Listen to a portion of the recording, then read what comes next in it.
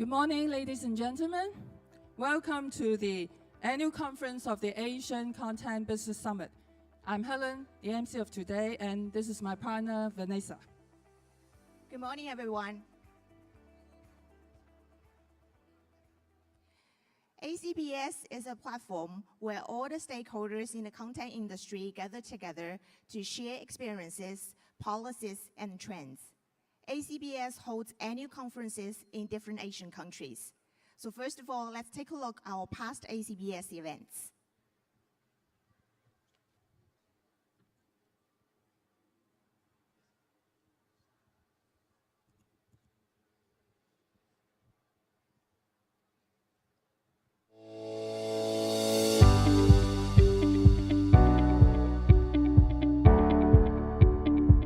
Asia Content Business Summit, a pan-Asia platform to promote creative media and development of the content industry, aims to cultivate international collaboration within the continent and beyond.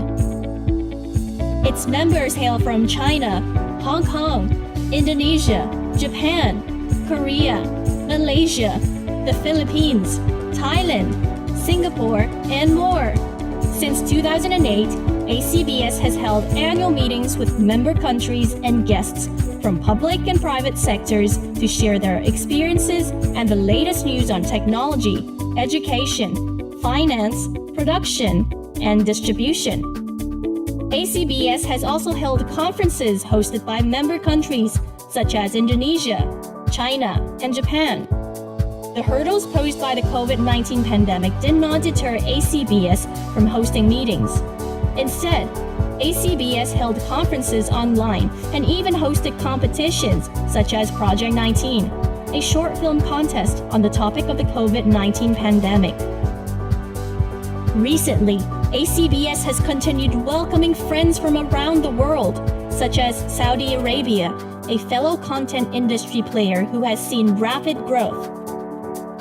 Looking forward, ACBS aims to maintain and develop new connectivity within the content industry.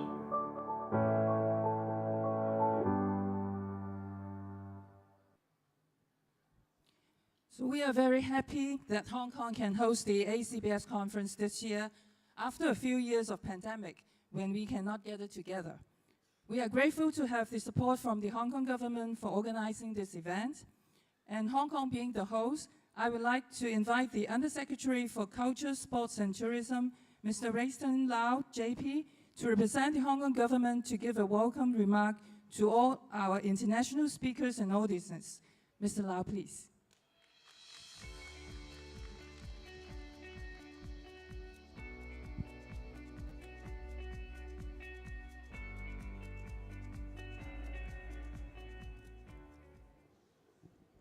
Distinguished guests, ladies and gentlemen, good morning. It is my great pleasure to join all of you at the Asia Content Business Summit. I would like to express my appreciation to the Salon Media Lab Limited for putting together this meaningful event. This summit serves as a significant platform for the convergence of ideas, collaboration, and innovation in the content industry among various regions in Asia. The content sector plays a very vital role in our society. We recognize the potential and impact of the content industry and are committed to creating an environment that fosters its development by encouraging innovation as well as protection of intellectual property,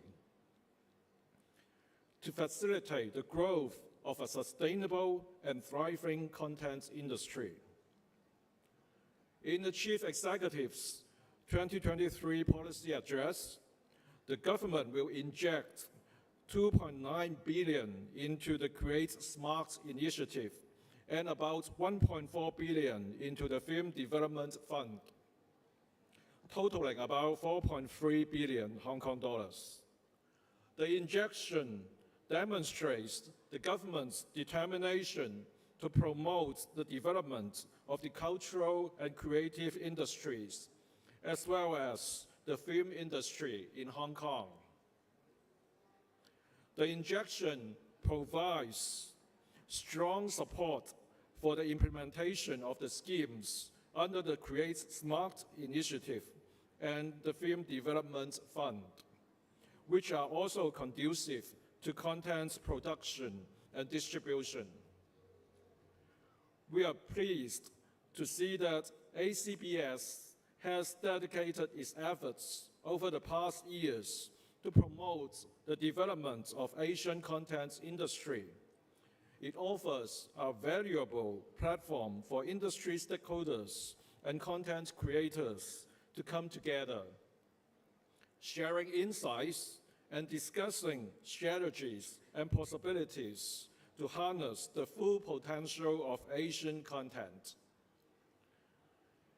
May I take the opportunity to wish the event a resounding success and all guests and participants a most rewarding and enjoyable time. Thank you very much. Thank you, Mr. Lau. As Mr. Lau needs to leave soon for another official event, I would like to invite all our speakers and panelists to come on stage for a group photo with Mr. Lau. All speakers and panelists, please come on stage for a group photo.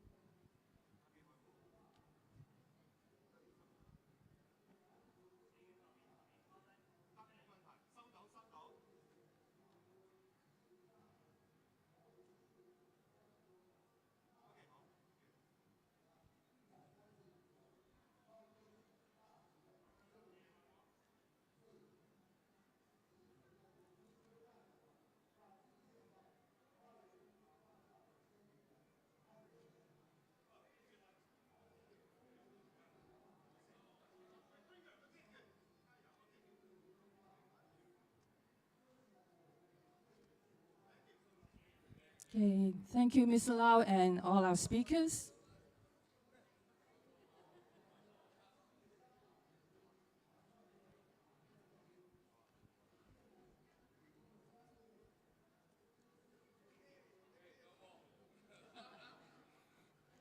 Thank you. We'd now like to show a greeting video from Mr. Yasuhiro Maeda. And Mr. Maeda is an important founder of ACBS because more than 15 years ago, Maeda-san and Mr. Fred Wang from Salon Films, they initiated this Asia Content Business Summit. So let's take a look at the greeting video from Mr. Maeda.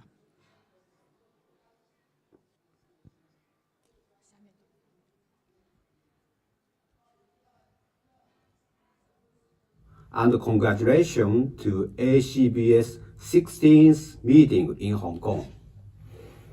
My name is Yasuhiro Maeda. Some of the ACBS founding members may remember me. Yes, I was the director, Department of Content Industry at the Ministry of Economy, Trade and Industry when this ACBS was founded in 2007. Based on the Japan's new policy initiative by METI called Asia Content Business Initiative in 2006, together with the great foresight of Mr. Fred Wang of HKIFF. フレッドさん、お元気ですか？非常に久しぶりです。古田さん、今日のアレンジどうもありがとう。In 2011, Japan encountered heavy serious disaster of the East Japan Great Earthquake and tsunami. We lost sizable lives of people then. With my hope for the continuity of people's life and living, I initiated in establishing a new organization called 100 Years Management Society to promote the wisdom of our ancestors who survived many dangers in history. This organization has filled such roles in the past decade, and while I have retired from MEDI, sitting as an advisor to this organization now. By the way, the keyword for ACBS is chopsticks, and the philosophy is together. In Asia, the culture is to eat with two chopsticks, and as a result, people respect and help each other. ACBS symbolizes that culture. I have heard that there is a proposal on the time-honored enterprises. Nowadays, as the value of MBA declines, on the other hand, global attention is increasingly focused on management that can survive earthquakes and pandemics. Indeed, I myself conducted a business analysis of some of long-established companies of Japan from 2008 to 2021. Surprisingly, after the Lehman shock and the coronavirus pandemic, the 100 years of companies have had stronger profits and capital base than all companies. I believe that is extremely meaningful to conduct joint research into a co-production on the strengths and resilience of THE by ACBS. Finally, I wish you all the best in your health and prosperity. Advisor 100 Years Management Society, Yasuhiro Maeda. I expect to enjoy the ACBS in Hong Kong. Thank you very much.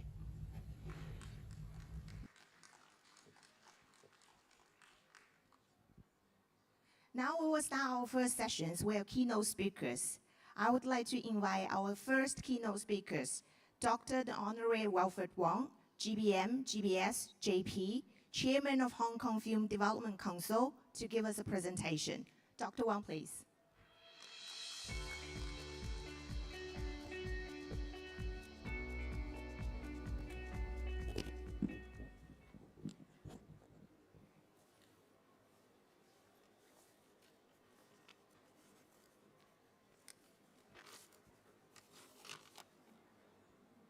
Distinguished guests, ladies and gentlemen, good morning. Welcome to Hong Kong. First of all, I would like to thank Fred Wang for organizing the ACBS this year. What started off as an idea between Fred, myself, and Maeda-san, which you just saw, 16 years ago, in a typhoon in Hong Kong, become a reality now. 16 years ago, Maeda-san was in Hong Kong. We were supposed to have an event, but because of typhoon, the event was canceled. So the few of us gathered around for Chinese tea, and we said, it is about time that Asia gets together and work for the future. And we started off thinking that maybe as a beginning, we should form a chopstick society, because most of us use chopsticks in Asia. So that's the chopstick culture that he referred to just now. But after 16 years of cultivation, by Mr. Fred Wang, we no longer just use chopsticks. We use whatever is convenient, and we include all the cities, the nations in Asia to work for a better content industry. Today's topic is very important. It is co-production, collaboration, and the future. As chairman of the Hong Kong Film Development Council, in the recent years, we've been focusing on creativity, innovation, the next generation, market access, globalization. These are the key words that we've been working on. So we have, over the last 5-6 years, funded about 30 new directors in Hong Kong who has never done any movie before. So the government gave them grants, entirely grants, for making the first movie. And many of these directors are now very well known and got all kinds of awards in international film festivals. We then also funded new schemes which go for collaboration, because we feel the future is about collaboration. It's about exposing our film people to the world. Movies can only travel to the world if they have a global exposure and not just focusing on problems in Hong Kong, drama in Hong Kong. And so we are looking at two horizons. One is the China market, which is right now the second largest movie market in the world. And we're also looking at the Asian market, because this is where, if Hong Kong were to continue as a hub for content creation, it has to look beyond Hong Kong. So last year, 2023, we introduced two new schemes. One is the Content Development Funding Scheme for streaming platform. This content development scheme is a cross-sectoral. We look at projects as a team. We want people to submit proposals as a team. And we like to look for quality productions that will be useful or will be beneficial for distribution through networks. Because young people these days don't just go to cinema to look at content, to look at movies. So that's why we introduced this new funding scheme. We have received overwhelming response. Over 50 applications were received by the deadline, and we will be announcing the results very soon. So through a phased competition, teams will be awarded funding to produce the first or second episode of the series so that they can approach the networks to see if they are interested in funding. So that's how the scheme will work. The second scheme that we're working on is the Hong Kong Asia Film Collaboration Scheme, because we want our directors, our screenwriters to look beyond Hong Kong and to facilitate cross-cultural fertilization. We are financing, or we are funding, we're giving grants to Hong Kong Asian co-production. And the successful scheme will receive 9 million Hong Kong dollars as a grant. This is entirely given to the winner. And we have so far received over 20 applications, and this will be the first phase. Riding on the success of these two schemes, we are going to introduce two more schemes this year. One is the film funding scheme or film collaboration scheme for China market, because we know that just looking into Asia is not enough. Hong Kong movies have the unique advantage of doing co-production with China for a long time, and we would like to increase the intensity of this scheme.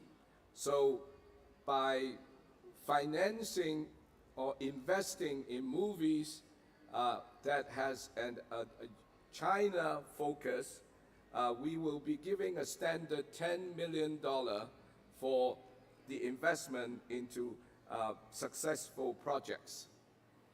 And then, riding on the success of the Hong Kong Asia financing scheme, we are going to expand the horizon from Asia to Europe. So the new Hong Kong Asia Europe funding scheme will be introduced later this year, so that if Hong Kong companies were to cooperate with European movie makers or Asian industry, we give a grant of 9 million Hong Kong dollars. So some people said, why are you giving 9 million Hong Kong dollars every time? So some of my friends call me the $9 million man. And it's because in the Hong Kong government system, any grant that exceeds $10 million Hong Kong will have to go to the Legislative Council for individual approval. So to expedite the process, we contain our grant to $9 million. And of course, if in future there's any change, then I may be able to give more grants. So right now, just call me the $9 million man. If you look at the future of content, what type of content should we produce? Should we lead the trend, or should we follow the trend? That's always the question. Right now, we are seeing popular series being made 1 minute per episode. Fast, instant noodle. This is what the young people are going after in their new media. But is this quality? Should we be following that? In our case, we feel that we should look at the quality as well. So in the end, it is always a balance. That's why in our streaming platform, we do not fund 1 minute episodes. We fund a full-scale episode in a TV series because we want quality as well. And I think if the content is good, people still go there. It is really whether you have good content. And always we say content is king. This is true all the time. But in the end, what type of content are we talking about? So I hope today, this very important summit can point some direction as to how Asia should cope with this new trend, this new generation of viewers. Also, I think Hong Kong cannot be the production base for everything because the city is just too small. So rather than emphasizing on made in Hong Kong, I'm now suggesting that we turn it into made by Hong Kong. We cooperate with everybody else in the world so that it has Hong Kong funding, it has Hong Kong participation, but it can be produced anywhere in the world. So this notion of made by Hong Kong rather than made in Hong Kong is what we are looking at.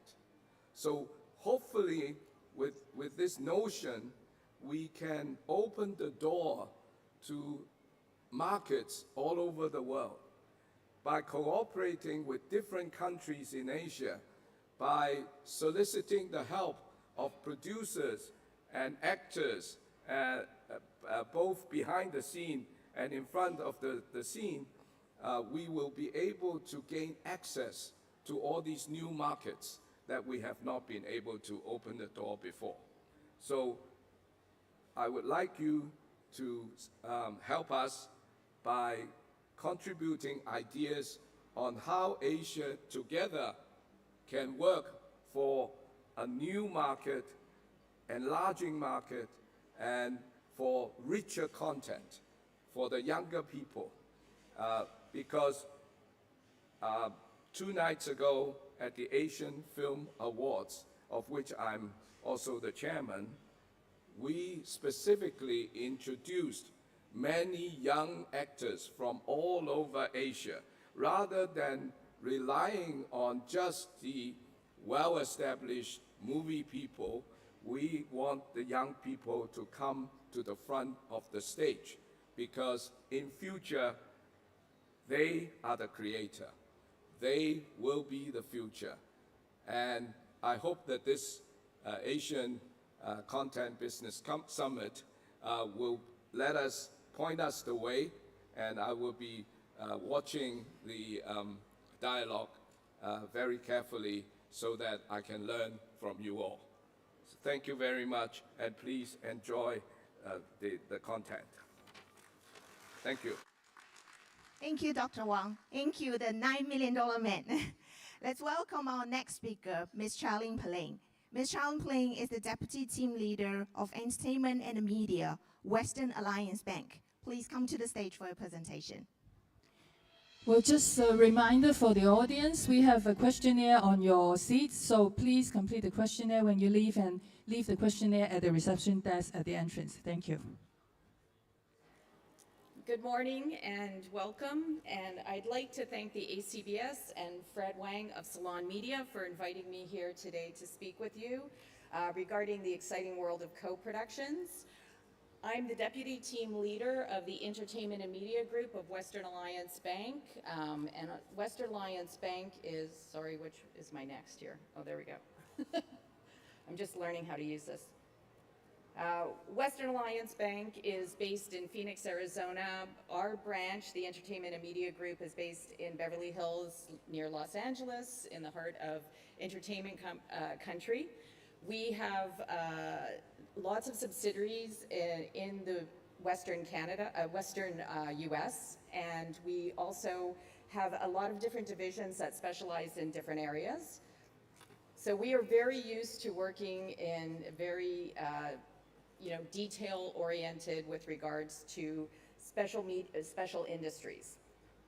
I'm here to talk to you about co-productions, and I wanted to talk to you about bringing together individuals from different parts of the world to collaborate on creative projects to further enrich our understanding of cultures from around the world, to share our experiences, and to elevate our work by combining resources and talents. You've just heard from Dr. Wang about the exciting expansion of their grant schemes for film co-productions with Asia and Europe. This expansion gives you some insight into how co-productions are shifting to match with emerging markets as film agencies from around the world are seeking new methods to attract filmmakers.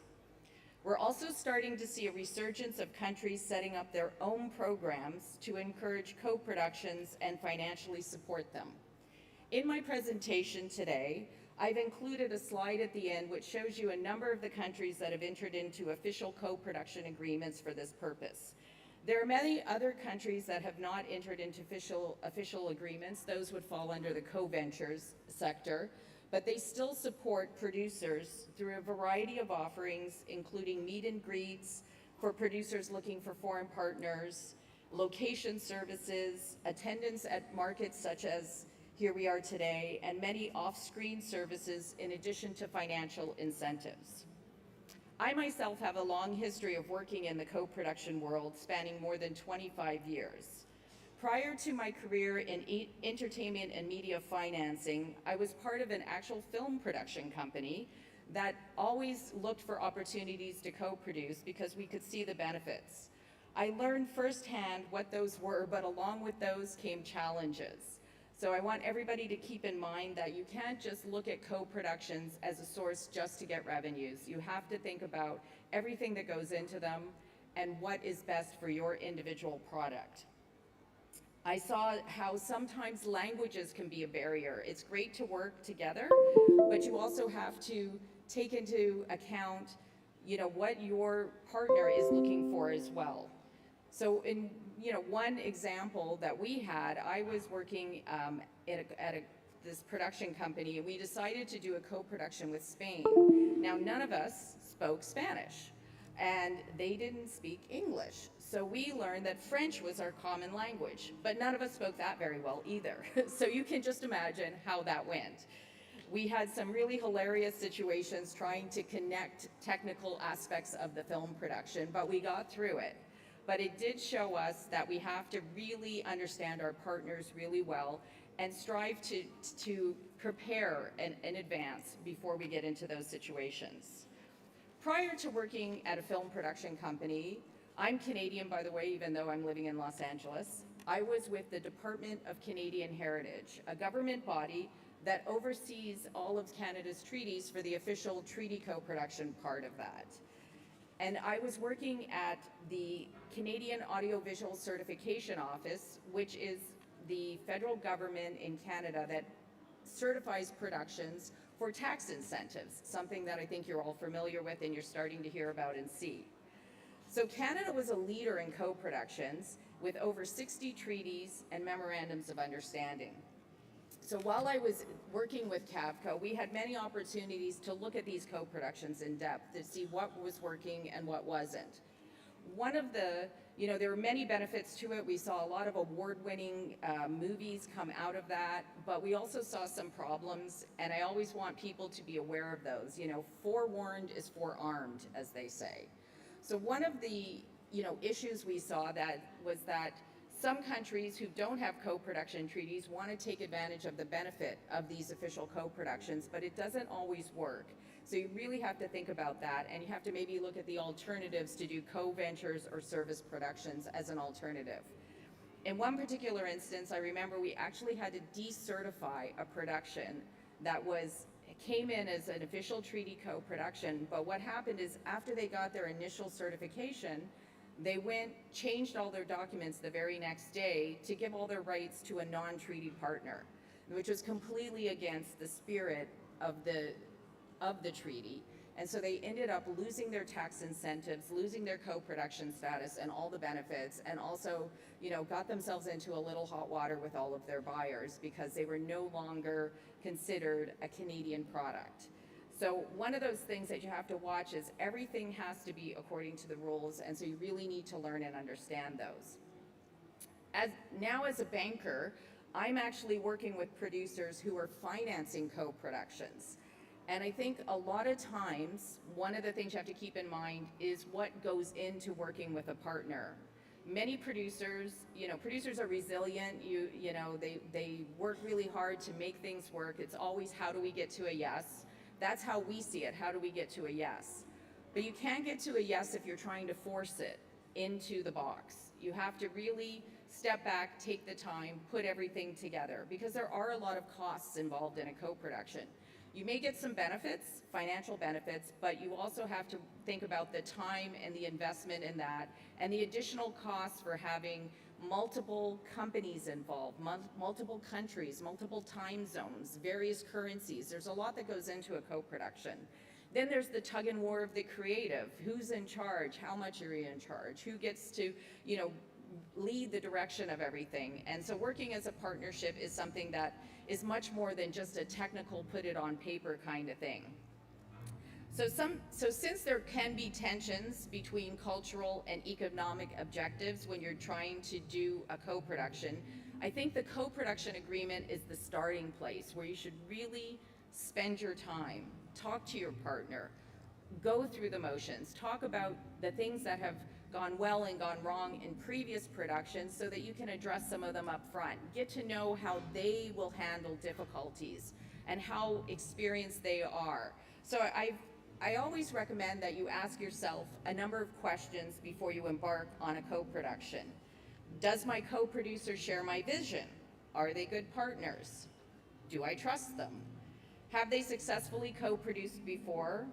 Has anyone recommended them to me, including other producers, government agencies, completion bonders, other bankers like myself? Am I willing to share my creative vision? Am I willing to share financial control? You know, do I feel confident in that person, and do I know them well enough to know that they're going to step up when they need to, and make sure you're ready to step up as well? So if you can't answer yes to most of those questions, then you might want to maybe look at one of the alternatives of doing co-ventures or service productions where you can retain control. But if you really want to go down the road of co-productions, I think it's a wonderful tool. There's plenty of rich, rewarding collaborations out there, and that great partners are the key to success. So what I'd like to do is just go through a few of the slides that I've presented, and just to give you a bit of an outline on co-productions and the different parameters. So as I've listed here, the 3 different types: official treaty co-productions, that comes with the most regulatory support and requirements. Co-ventures are made without the benefit of an official treaty, and there are you can still access some benefits in the member countries. So you might have to follow some rules, for example, to access tax incentive benefits or grants. And then service productions are pretty much where you maintain control and copyright, financial responsibility. But in countries like Canada and some US states and in some other countries around the world, you can hire a service producer to work for you, and you can still access some of the benefits of that country. So I've listed here just a couple of benefits for doing co-productions, regardless of which type you choose. You can combine cultural influences. It's amazing what we can learn when we get out in the world. You can access top-tier talent that you might not otherwise have access to, even below the line as well. There's some countries that have really great, studio support and great animation and special effects, so don't forget to take that into account. You can work in different locations than you normally would, and at probably a better rate and with better support than if you went there on your own. You can reduce production costs in some cases. Sometimes it's more expensive, but there are opportunities sometimes to take advantage of lower cost, especially below the line. And you can access soft monies and other incentives, especially when you're in an official treaty co-production situation. And then you can share your expertise. So maybe you can work with somebody who has the experience you want, and you have a great idea, so you can bring those 2 things together. When you're looking at official treaty co-productions, I've just set out a couple of some considerations and some benefits. So with working with a partner, it's sometimes, I like working with partners because I like sharing ideas and getting support and bouncing ideas off of my partners. So that's something that's great about co-producing. You can, when you're working with two or more countries that are treaty members, and you can work together under the treaty, you can get access to all of the benefits in each of those member states. So you can access to grants, to tax incentives, to maybe some production support. You can get other public funding. I know in Europe they have Eurimage is a particular example that now supports a lot of co-productions. So you can access different funds and grants. You can also combine your resources. And one of the great things is you get access to distribution networks, for the broadcasters, for the buyers in those territories. One of the things you do have to do is remember to always refer back to the treaties and the guidelines. You have to follow the rules very closely, and you have to keep in touch with whoever is responsible in your country for overseeing these co-productions, because they're going to help you. You might run into something that doesn't really fit, you don't see it in the guidelines, but you need to talk to them before you just go do something that normally would be just a business decision. That's one of the things you have to remember when you're doing a co-production under a treaty. You can't just decide to do something on a business decision if it doesn't fit within the rules. And you know, the co-producing countries and the agencies that run these things are really helpful, and they will help you to get to, you know, to get what you need done in under the terms of the treaty, but keep them informed. So again, I mentioned there's higher regulatory control, and also, you know, not every country in the world has a co-production treaty, most notably which is the USA, where I am. So you can't co-produce with Americans. You can involve them to a certain degree, but very, very limited when you're under the terms of an official treaty co-production. So that's something to always keep in mind. You can sometimes bring in a star from the US, but usually only one. So you have to really think about that. You have to think about the screen credits you give them. You have to think about the time zones.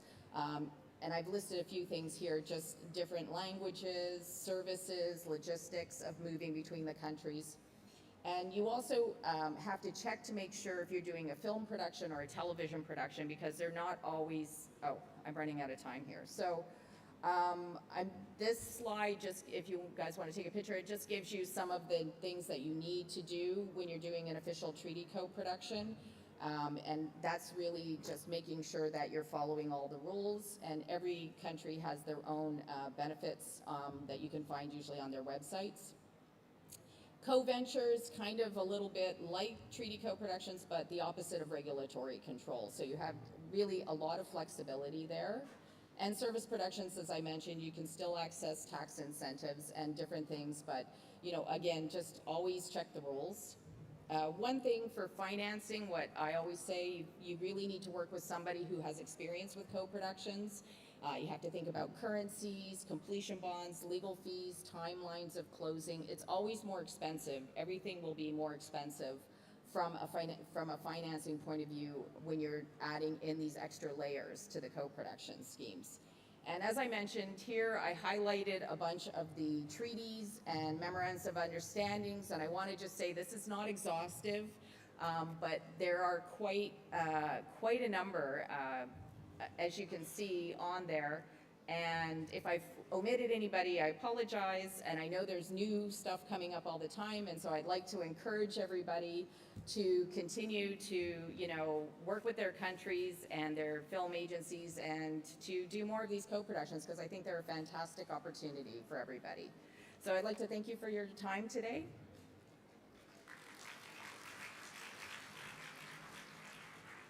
Thank you, Ms. Pelling.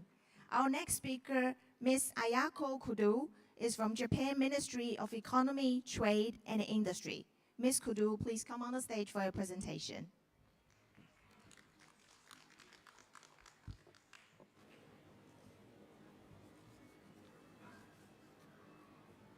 Good morning, everyone. My name is Ayaka Kudo. I'm from Japan Ministry of Economy, Trade, Industry. 大家好，我是工藤彩生，我来自日本的经济产业生。Firstly, I'd like to thank you for Mr. Fred and Ms. Helen and all of the people who operate this event. I'm very pleased to have this opportunity to talk to you today. I would like to provide you with a simple explanation of Japan's content industry and support policies.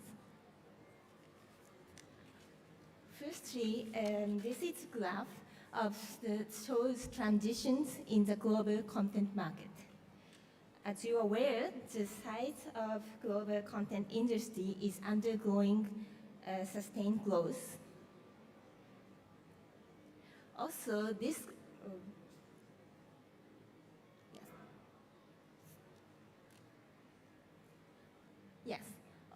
this graph shows the global scale of the content industry is larger than the currently rapid growing semiconductor industry.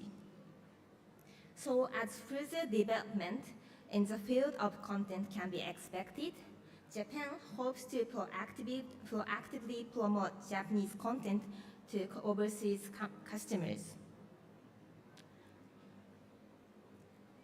When it comes to Japanese content, many people might envision games such as Pocket Monster, Super Mario, or animes such as Slam Dunk or Demon Slayer. In fact, a look at sales of Japanese content overseas reveals that games and anime constitute over 90%. However, only 2% of sales come from live-action film.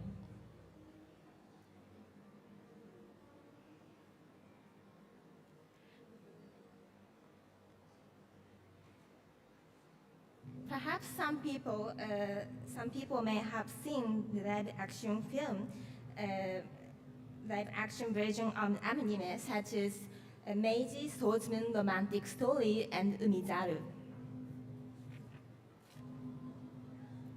So in order to promote overseas growth of Japanese content, the Japanese government taking the approach of tackling issues in each phase of content, planning and development, production, promotion, and distribution facilitation.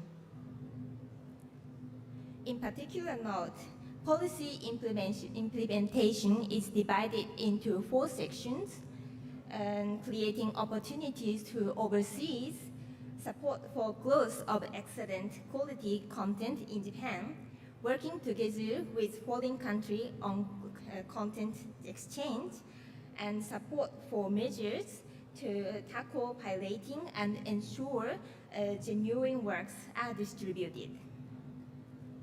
With regard to movies, we support efforts to promote Japanese film through the organization of international trade fairs such as Tokyo International Film Market, TIFF, and Business Market, TIFCOM, held in conjunction with TIFF, and support for international co-production film. With regard to JROX Plus program at the bottom of this page, this is a subsidy program to support advanced initiatives in each phase. In other words, it is a support system that covers all phases from content planning to distribution. So the Japanese government provides 2 types of support for movie creation. The first type of support is support for overseas production companies to promote Japanese filming location under the JROX Plus program I just mentioned previously. This program has started last year, and the first project adopted under it was the Indian film Editing. Shooting this film has been underway in Japan since January this year, and application for this program opened March 4th this year. So if anyone here interested, then you can get the detail from the QR code shown here and investigate making an application. The other type of support is the support for production for international film production from Japan's Agency for Cultural Affairs. This provides support options that can be used when working on the creation of film with other countries. So let's take a look at 2 actual films that were created by using the subsidy for international joint film production. The first one is Legend of the Demon Cat. This was shot entirely on location in China, and a joint production between China and Japan. This film is directed by famous Chinese director Chen Kaige and stars Japanese actor Shota Sametani. It was released in 2017 in China, where it has been a big hit and recorded over $700 million. It was released in Japan 2018. And the second film is Plan 75. This was jointly created Japan, France, the Philippines, and Qatar, and was released in 2022 in Japan. It was also selected as the Japanese entry for the Best International Feature Film of the 95th Academy Awards in the US. So in this talk, I describe the support provided the Japanese government on content. The Japanese government intends to continue the support so that Japanese content can be enjoyed by many people as possible. Thank you for attention. Thank you, Ms. Kudu. So our next speaker, Mr. Alessandro Siha, is from the Indonesian Ministry of Education, Culture, Research, and Technology. Mr. Siha, please come to the stage for a presentation.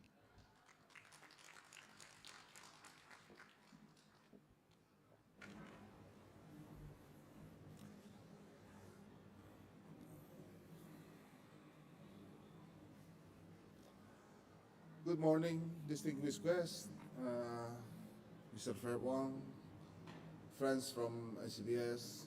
Good morning. Thank you for this very welcoming group of people that we're sharing each other about collaboration.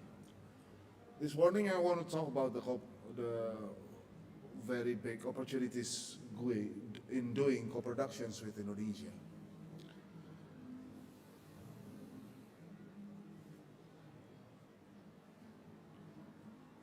Sorry, I'm learning to do this. Okay. So Indonesia is an ocean of stories. It has a very long history of movie making. It started 1926, the first film ever produced in Indonesia. And the numbers keep growing and growing. It's a bit slow during the pandemic, but now since last year, the number of productions keep coming back. We grow almost 70% back to 2019 before the pandemic, and the market itself keep growing. At the moment, we have almost 2,700 screens all over the lands. We consist of 17,000 islands, 700 and more languages, and 340 something tribes or ethnic groups. So it's a very diverse community, it's a very vibrant population, and it's all welcoming the world for collaborations. We are embracing diversity, we are the storytelling society. Before, we have very limited co-productions. The annual average on international co-productions only 2 or 3 titles per year between Indonesia and foreign production companies, and very limited title exposed. Indonesian film, we have been in international film circuits since the late 1990s, but not that much. Only 2 or 3 feature films per year exposed in international film festival, or in short, for short film, only 4 to 5 exposed in international film circuits. And before, it's also limited knowledge transfer, resulted as a very limited co-production happened between film professionals in Indonesia and elsewhere in the world. And all of it because of the very limited government support. Almost no comprehensive policies on supporting international co-production, no tax incentives, no rebates, and no supports for any co-production made between initiated by film producers. But it changed.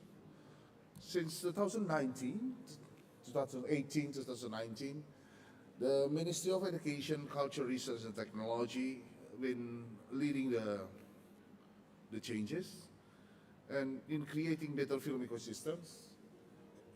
And because film as a nomenclature in Indonesia is done under many agencies, two ministerial level, one agency, we have, so it's supposed to work under collaborative action across ministries, Indonesian Film Board and Indonesian film stakeholders. We have almost, 20-something professional associations under the film ecosystems. All are trying to talk to each other and create better bonding under the Ministry of Education, Culture, Research and Technology. And because of that communication happening in the last, 9 years, it boosts creative capacities. The ministries creates a lot of scriptwriting workshops, supports a lot of production labs. International production labs are also gathered in Indonesia, and creating scholarships for degree and non-degree scholarships for Indonesian film professionals, film students, and high school students that want to school in the field of film production or film studies. And of course, promoting talents. For the last 3 years, the ministry has also given travel grants, a lot of travel grants for Indonesian film exposure in international film festival circuits. And the most breakthrough is to facilitate co-productions through bilateral co-production treaty, and of course promotes co-ventures, as Ms. Piran said before. And this is what happened in the last 5 years. Marlina, The Murder in 4X by Molly Surya, 2007, is co-produced by many countries. Got exposed in Cannes 2007, Tokyo Film X 2017, and Seen and Unseen by Camilla Andini in Busan and Toronto 2019-2018, in Vengeance Mine, All Other Pay Cash by Edwin, opened in Locarno International Film Festival 2001, Before, Now and Then, also from Camilla Andini, back in Berlinale in 2022, and Makbul Mubarak with autobiography, screened in Singapore, Venice, and Tokyo in 2022. These are few examples on how Indonesian filmmaker co-produce with other filmmakers around the world, and it makes good films exposed in good festivals. To prolong that, to support that, since last year, the government created this first Indonesian Film Match Fund. The first Indonesian government film grants sourced in the National Cultural Endowment Fund to promote international cooperation between filmmakers. This is a new fund and given in one by one matching grant scheme with eligible international funding. Annually, it targeted $10 million per year to distribute, and it's open for Indonesian film projects and Indonesian international co-production projects with international eligible funds commitments. It's available for any stages, for story development to research, from production to post, and of course you can use it also for international promotion and distribution incentives. So this is a new one for Indonesian productions, but also to gather support coming from international partners. So the submission flow is going to be like this. It's supposed to be Indonesian production with the foreign production. They're partnering together in co-producing something. It's supposed to get another international grant first to get approved to be submitted to Dana Indonesia to get matching fund approved. So the accumulation of the total international grant received is going to be matched one-on-one. If you get, what, $40,000 in the international grant, you'll get matched $40,000. If you get $1 million grant internationally, you will be matched $1 million. Up till now, this is a growing list of eligible international partner grant. At the moment, this is the list, but of course, this is not closed, this is still growing. Mr. Wong, sir, maybe we have to talk after this to input Hong Kong here so we can have more closely cooperating between Indonesian filmmakers and Hong Kong filmmakers. Of course, we work closely with our partners in Southeast Asia, IMDA, FDCP, FINAS, and Sensei, also from the Netherlands, Hubert Bals Fund, from Norwegia, Sofong, Berlin with World Cinema Fund, and Vision Sudes also, Hamburg, Polish Film Institute, Purin Foundation of Thailand, Asian Cinema Fund, ACF of BIF, Busan International Film Festival, Doha Film Institute, TICP grants from TAICA, the Netherlands Film Fund, and of course, Bertha Fund from ITFA. And as I said before, this is a temporary list with the openings for more cooperations and more memory of understandings between nations, we can grow this fund. So that's the story about how open Indonesia at the moment to have co-productions and promoting Indonesian filmmakers to have co-productions with you all. And of course, we welcome you to co-produce with our producers here and with our filmmakers here. Thank you for today. Thank you, Mr. Siha. Let's welcome our next speaker, Dato' Kamal Othman, the Chairman of National Film Development Corporation of Malaysia. Dato' Kamal, please come to the stage for your presentation.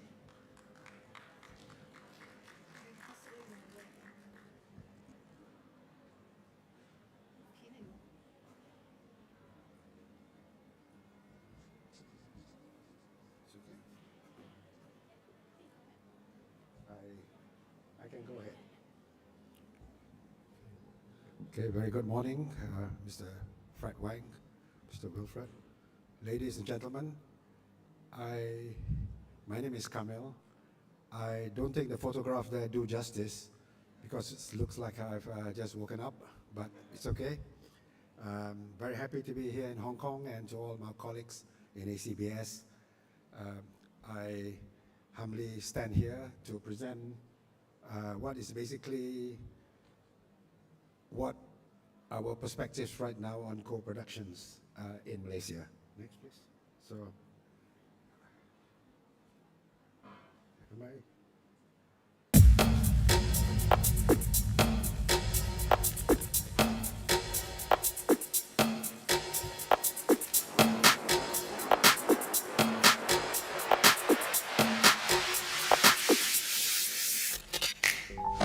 I like you. Thank you.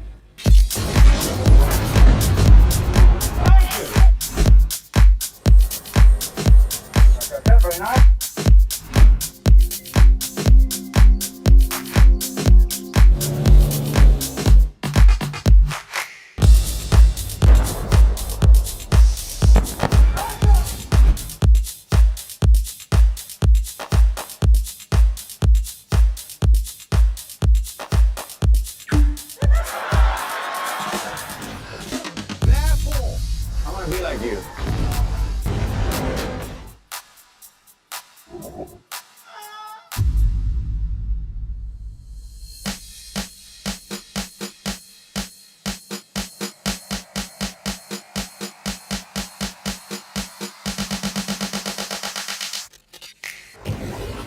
with us.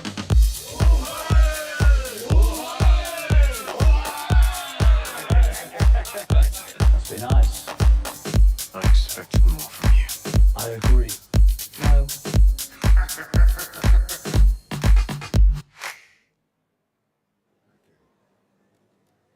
Join us in prayer.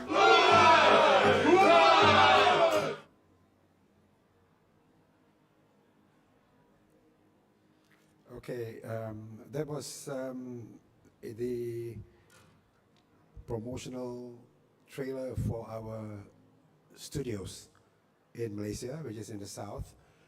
It's called Iskandar Malaysia Studios. And what we were trying to do there was to say that there's already been a number of films that are already involved in co-production with Malaysia. And here I could just give some examples here. The studios itself, the video you have seen earlier, have already handled productions from China, US, Hong Kong, Singapore, and also more are coming in. As we are standing here, there's a queue for those using the studio facilities. But what I'm trying to impress here is on the Film in Malaysia incentives, which is what brought all the productions there in the first place. To make the whole understanding simple, Film in Malaysia incentives is about films coming in, spending, the Malaysia spend will result in a 30% return to the company in question after an audit. I can share with you, the very first one was Marco Polo. When the incentive was first introduced, the very first production that came in was under Netflix, and it was Marco Polo. And whatever they spent in Malaysia, that was the first, I signed the first check actually. And I can tell you, it's quite a very interesting experience. In summation, what we are trying to say here is that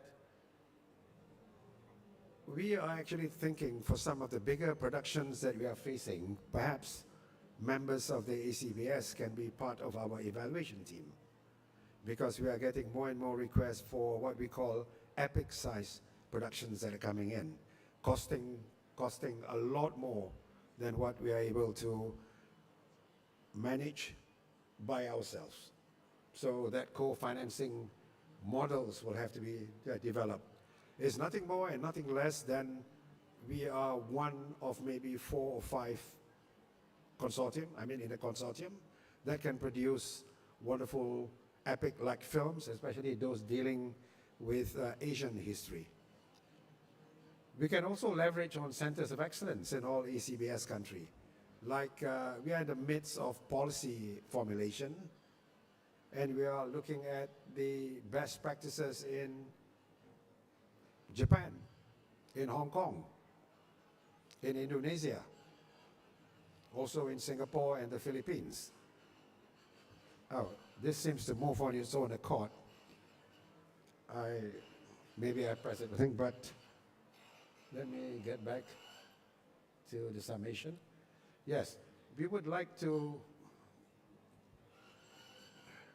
okay. We have actually experimented with Vignet type productions with Thailand at one time, where we had a feature length made from 3 separate countries. So maybe this is the way to go in the future. But really, if I can share with you what we have been talking in ACBS for some time is an All-Asia Co-Production Treaty. The example is the European Union, where you hardly find a film made in Europe which is from one country. It's everything. Euromarch will be in there, and of course CNC will be there, Arte, and there'll be Rai TV. So we have that potential, and I think we can seriously look into this as a possibility. So with that, I thank you very much, and if there's anyone who is interested to know further, I'm available later. Thank you very much, ladies and gentlemen. Thank you, Dato' Kamel. Our next speaker, Mr. Sirisa Kopashiri, is from the National Federation of Motion Pictures and Contest Association of Thailand. Mr. Sirasa. Good morning. 早晨。Ohayo gozaimasu. 早安。And สวัสดีครับ I'm from Thailand. Okay, I have 10 minutes to tell you. So we want you to discover Thailand. What happened in Thailand in the film business? Just follow me. I have 45 pages, and then it's about 5 seconds a page. Okay. Thailand. We start with the OCC. We have a movie market, but OCC market is a platform. We start from 2016, Netflix come in, and nowadays we have up to nearly 20 million subscribers. It's very fast going, and the forecast is up to 27 million in next few years. Global content spending forecast to be $80 billion. Okay, when we do that, when we understand that the more subscriber, the more original content that they needed. Thai people, we have about 11.3 million, now up to 20 million in 2024. 81% of internet users watching once a week OTT. We have 118 million investment in OCC market and keep going up. We create 45,000 jobs in 2020 on the OCC industry. And then we expect that the OCC services will rise from 313 million up to $820 million in 2027. So this is the Thai people. They watch movie, they love content, they love entertainment. Okay, let's see nowadays. Also, we understand that Thailand also one of the foreign location production services. In the year 2013 to 22, we actually normally have the foreign film shooting in Thailand, about 700 titles. And by the COVID, it come down to a few hundreds, and now coming back to 300 to 500 at the moment. What are they doing? They're doing everything. Advertising, documentary, TV, feature films, music videos, game show, and TV series. This is some of the countries that get incentive, American 23 projects. And Europeans, India, Korea, Japan. I think this is the incentive that they apply. That means, what is the incentive in Thailand? I will show you later. This is the projects that I believe that you have watched.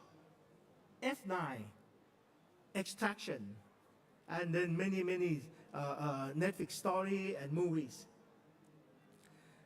This is the box office ratio, talking about Thailand films we are shooting. People ask me, how many Thai films a year producing? It's about 40 to 50. It's increasing. But when you see in the box office, the foreign movies about 200. So the market share, our Thai film is about 25%. But what I want to show you here is very important. It's not about the numbers of how many films you made, but the number that get into top 10 in each year. In the year 2020, you see, we had to fight with a lot of American movies, but 4 Thai films got into the top 10. This is very important when you start to be looking at the local film projects. The year 21, only 2 films, but this film worked with Korean, the medium. And year 2022, maybe only 1 film in the box office, top 10. Ranking number 2. But actually something happened last year. We have the phenomenons.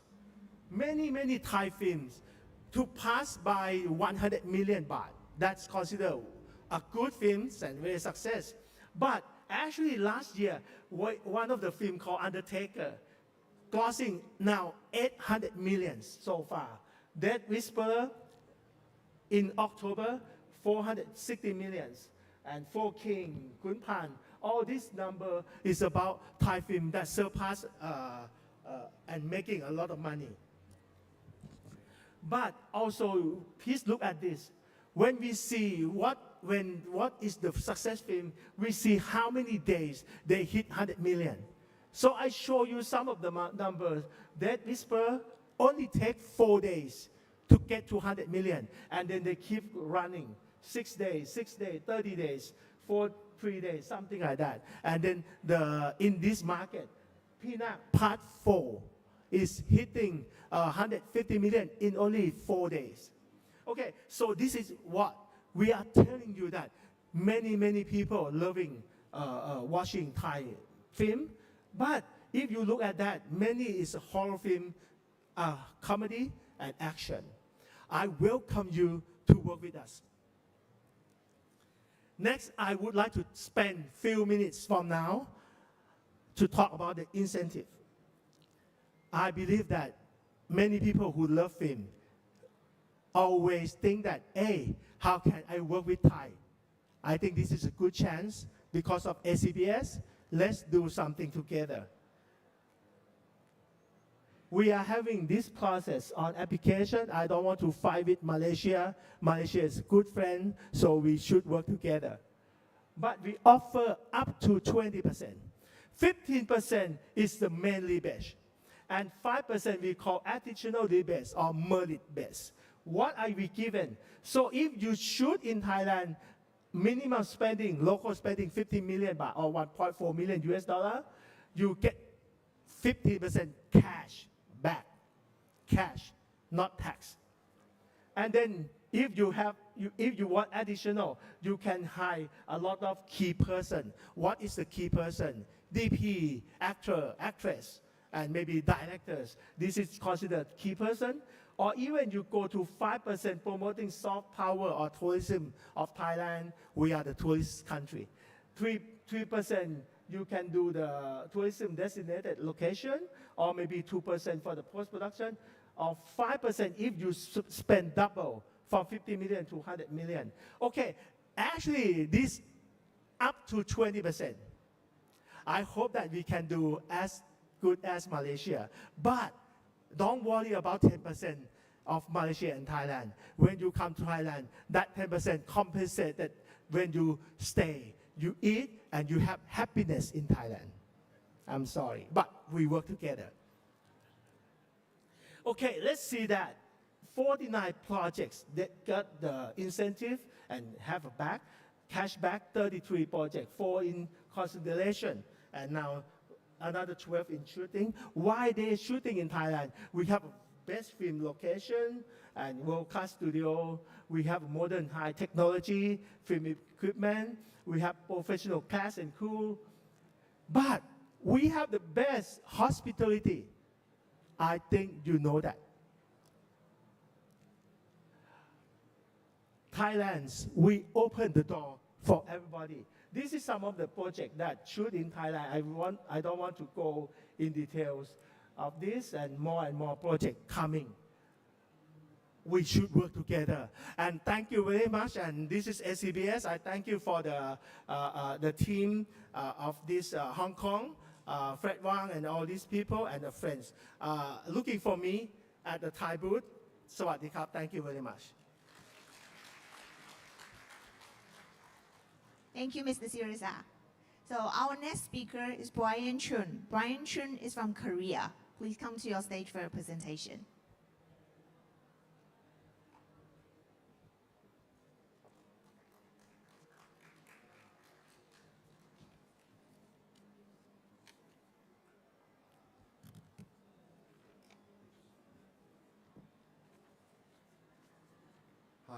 Hi, my name is Brian Chung. Thank you for this opportunity, Mr. Fred Wang and ACBS team, for this opportunity to talk about Korean policies and initiatives. Okay, Korean content has become very popular, from music to food to movies and TV series. Korean contents are loved by people around the world. It is truly mesmerizing to see how much people have become appreciating Korean contents. However, I think that Korea has not been the exact leader in promoting international co-production. There is not enough policies to support foreign filmmakers to engage in co-production with Korean filmmakers. We have not been adventurous to seek international co-production projects. There has only been a handful of international co-production projects by Korean producers in the last 10 years. However, I believe we are starting to be aware and understand the better opportunities that can be provided by working with international producers. And in recent years, more and more producers are looking for a chance to go out of Korea territories and find foreign projects. Korean Film Council is also working hard to set policies and programs to promote international co-production. I'm positive in a few years from now, Korea will provide various initiatives and policies to promote international co-production. So today, I'm going to address some of practical programs for foreign filmmakers to benefit their project while developing and producing their project with Korea.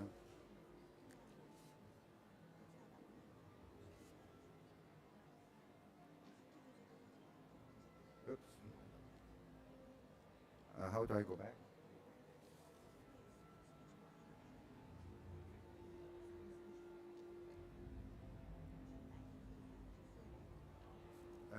Can you go back a little?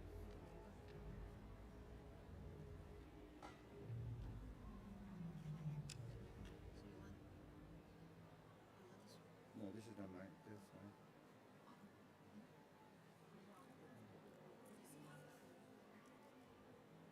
This, okay.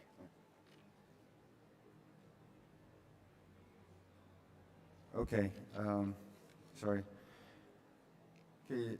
Korea, we offer various incentives by Korean Film Council and regional film commissions. Korean Film Council is the central tower to support film industry. And as you can see, there are 14 regional film commissions and regional content agencies to promote their own province or cities by offering various support such as production incentives or helping on location scouting or introducing production service and etc. You can see here on the screen, each region is covered by their own film commission's office, starting from Seoul, of course, and Busan, and the beautiful island of Jeju. There's more than enough film commissions office to support your project. And there is an organization called Korean Film Commissions and Industry Network, which works as a representative to all 14 regional film commissions and content agencies. So if you're familiar with Korea, you can go straight to regional offices, or you can go to Korean Film Commissions and Industry Network for help.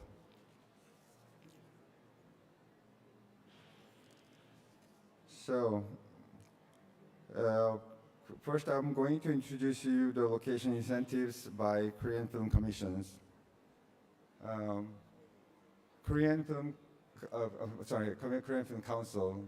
Korean Film Council provide a cash rebate in the amount of up to 25% of the expense incurred domestically for international projects to be shot in Korea.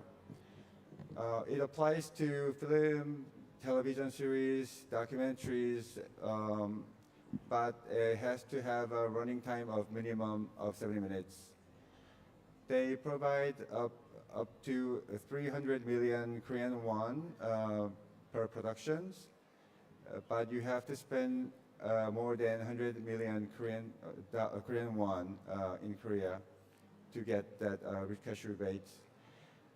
It has to be shot more than 5 days in Korea, and you just have to submit a distribution contract or sales agreement for the project. The priority is given to the works, to the project that is scheduled to complete the filming in Korea within the year of submissions. So please, if you have a project for Korea, you can go to COFIC.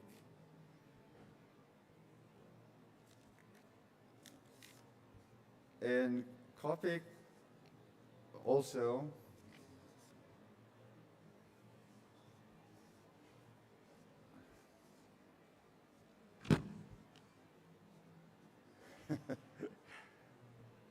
I'm having trouble. How do I go back? Can you go back to this? To this one?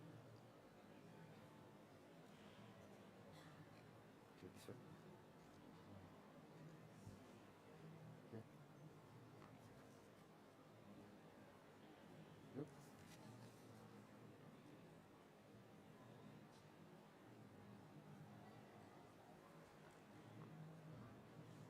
Oh, okay, this way. So, do I push this? It's okay, so as I mentioned earlier, Korean Film Council understands higher demand by international producers to work with Korean filmmakers. To increase these attempts to produce diverse co-production film, Korean Film Council is putting effort to cultivate local filmmakers who can deliver the international co-production project with foreign producers. So Korean Film Council is now looking for an applicant for a program called COPIC Producers in France. This is a program to send group of producers with co-production project to Producers Network and Cannes Film Festival this year to help them setting up meetings with other filmmakers around the world to discuss the opportunity to package their project. So if you're looking for an interesting Korean project, you can go to Producers Network in Cannes this year.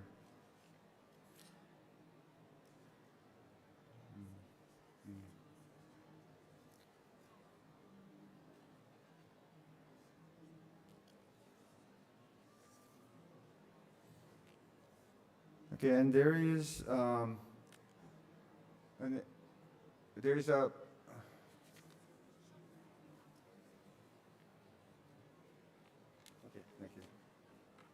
there is an organization called Korean Film Commissions and International Industry Network. They have a project for in development. They provide location scouting support. So Korean Film Commission and Industry Network support location scouting and research for directors and producers and other filmmakers for the international projects. It has to be the feature film over 60 minutes or TV. It can be also a TV series or a web series or documentaries. Of course, it has to be shot in Korea at least for 3 days. And the program will provide round-trip airline ticket for up to 2 people, and also the accommodations and transportation and domestic location coordinator. So if you're developing projects for with a Korean background, you can apply for this, and then they will invite you to develop the project. Seoul Film Commissions also have various programs for projects in production. They provide cash rebates of up to 30%. So of the production cost, you have to spend. You can get the rebate up to $300 million Korean won per production. But you have to shoot the project at least for 4 days in Seoul. It can be film or documentary or TV and web series, but it has to be minimum running time of 60 minutes. And for the development projects, You can apply for location scouting support or sole screenplay development. Location scouting support is similar to what Korean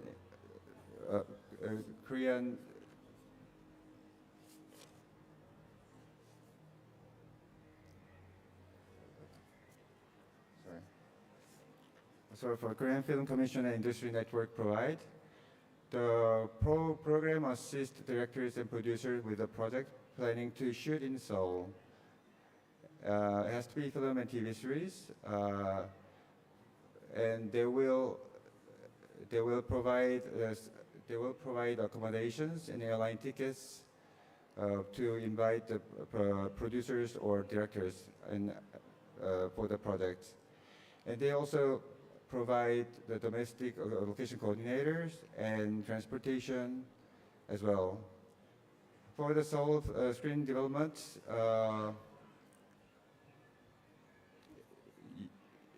they will provide also the round-trip tickets for 2 people and the workspace, office space to work on your script for maximum of 30 days per project. And also they help you out on location tours for research, so you can at least see the scenery of the Seoul.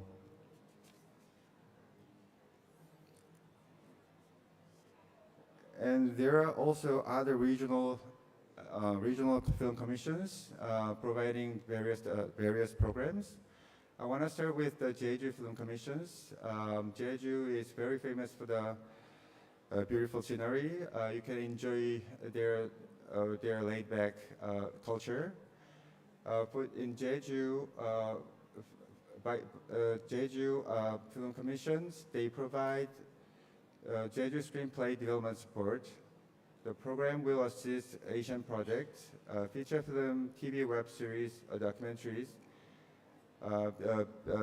stories based on Jeju, and they will support transportation, accommodations, meal expenses, everything that's used for developing the script during your stay in Jeju. They will refund up to 7.5 million Korean won. So yeah, keep that in mind. And also there is other film commissions, Cheongju or Cheongpung and Chungnam Gangwon. They all provide from like 20% to up to 50% cash rebate. You have to shoot at least between 2 to 5 days in the regions and spend about 50 million Korean won up to 100 million Korean won for the cash rebate.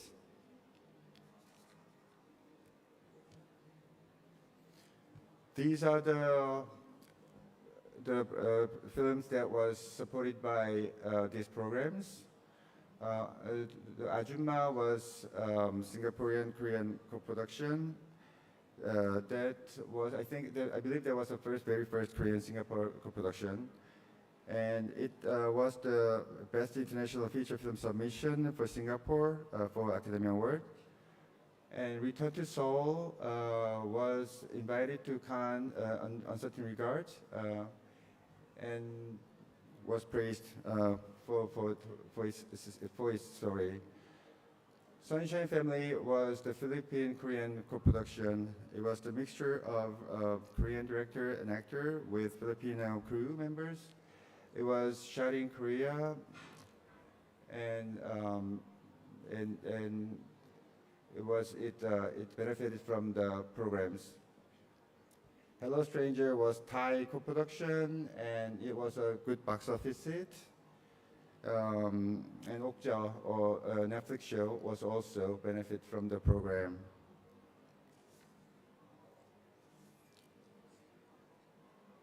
There are also some other initiatives for TV broadcasting programs. I don't want to go into the details, but you can check if you're developing TV series. I'd like to say I hope to see the stronger alliance between the Asian countries and more co-production between Asian countries. I was always envied that European filmmakers always turn to their neighboring countries to find co-production partners. They see international co-production as a normal way to package their projects. Today, we are here to listen to the initiatives and friendly policies from Asia countries to promote international co-production. I hope in a few years, we will gather here again to discuss not only to invite foreign filmmakers to their home countries, but also how Asian countries can support each other to promote co-production by providing soft monies, private equity, government grants, equipment, manpower, and everything. I hope by then there will be policies and government support to make Asian co-production as easy as possible. Thank you so much. Thank you, Mr. Chong. Let's welcome our next speaker, Mrs. Manette Red from the Philippines. Please.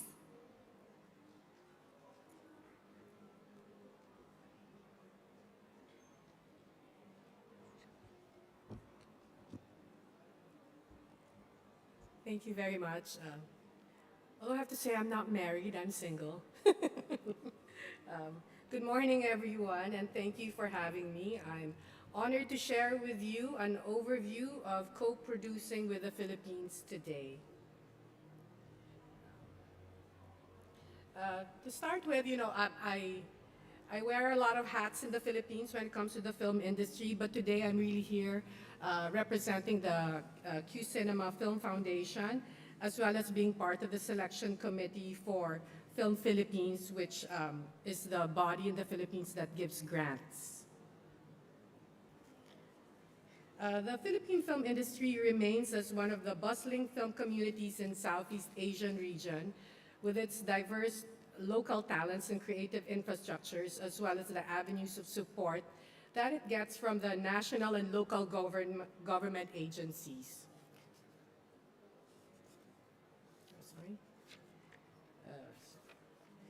Focusing more on the main drivers of the government support for the Philippine film industry, I will center on the Film Development Council of the Philippines and the Film Philippines Office, as well as the Quezon City Film Commission.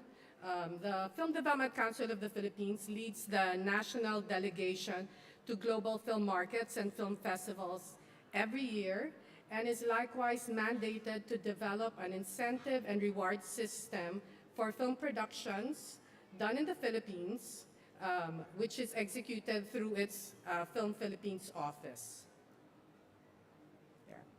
The Film Philippines office offers a range of services from facilitating relevant filming permits and issuing interagency endorsements to implementing location incentive programs and co-production funding for domestic and foreign film projects.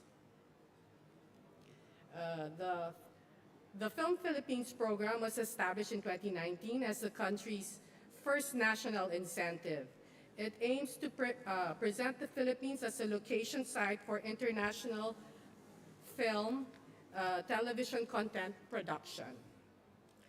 Since its official launch in 2020, the program has supported around 50 international film projects,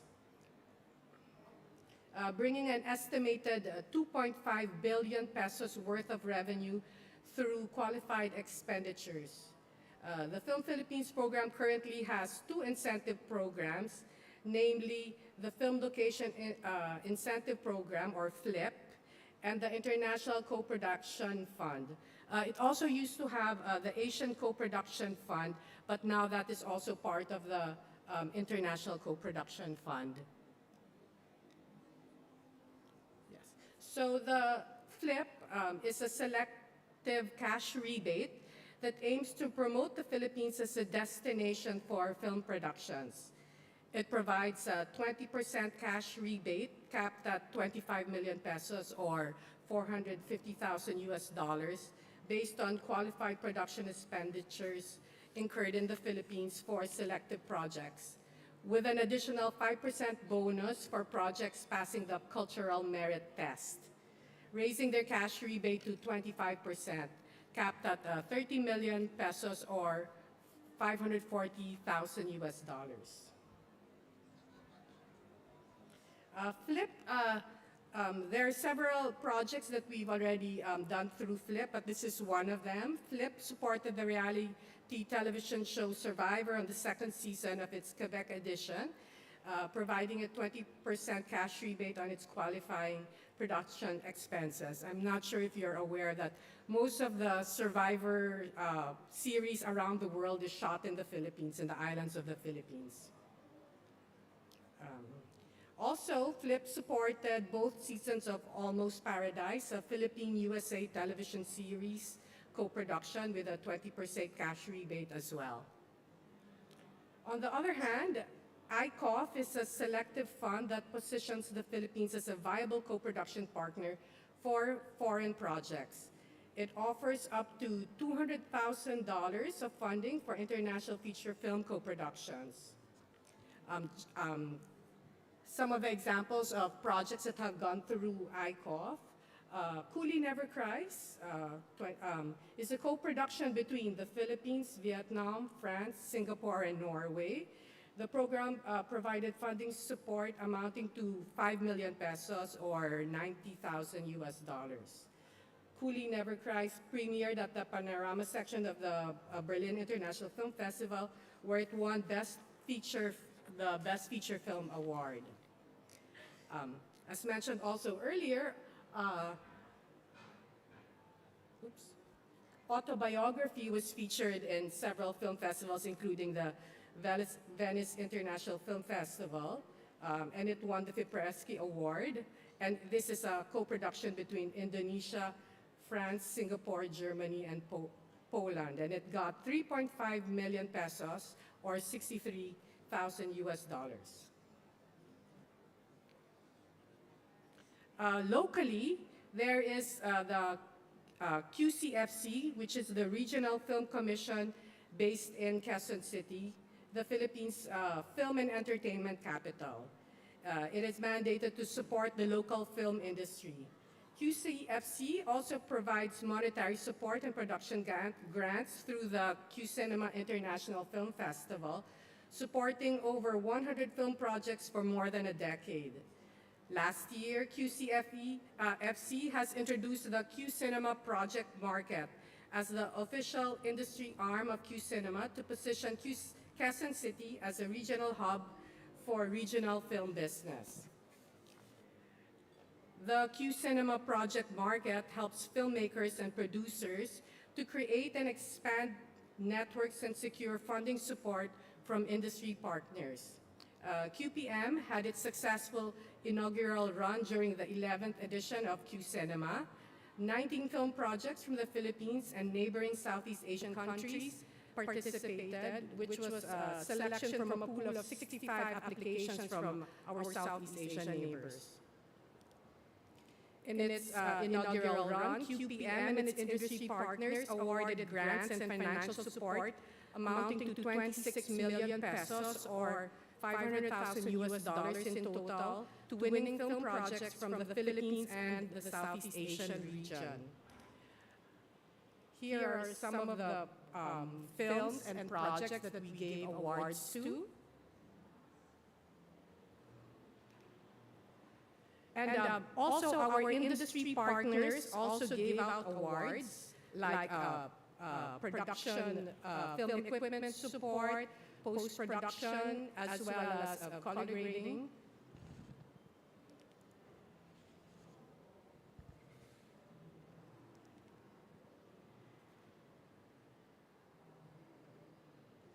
Given the success of QPM last year, its second year will be held on November 8 to 17, 2024, alongside the Q-Cinema International Film Festival. As you can see, in the past few years, there has been a lot of government and growth within the Philippine film industry in terms of opportunities for partnership and collaboration. Of course, through the support of the government, it's not without its challenges, sometimes in terms of financing, but the agencies are working together year after year to ensure that our local and national governments have the space to support collaboration through grants and other forms of support. Within the Quezon City Film Commission especially, we would very much like to continue the system of support and expand it to more filmmakers as well as connect them with the international partners that would lead to the production of international co-productions. So with that, I am encouraging everyone to keep the Philippines in mind for your next film and contents. Thank you very much and good morning. Thank you, Mr. Ray, and apologize for the confusion.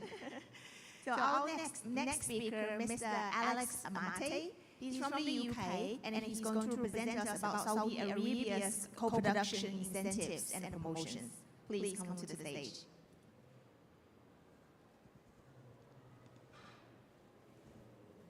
Hi, thank you. Now, let's hope I don't do the same thing. Let's see what it is. Okay, good.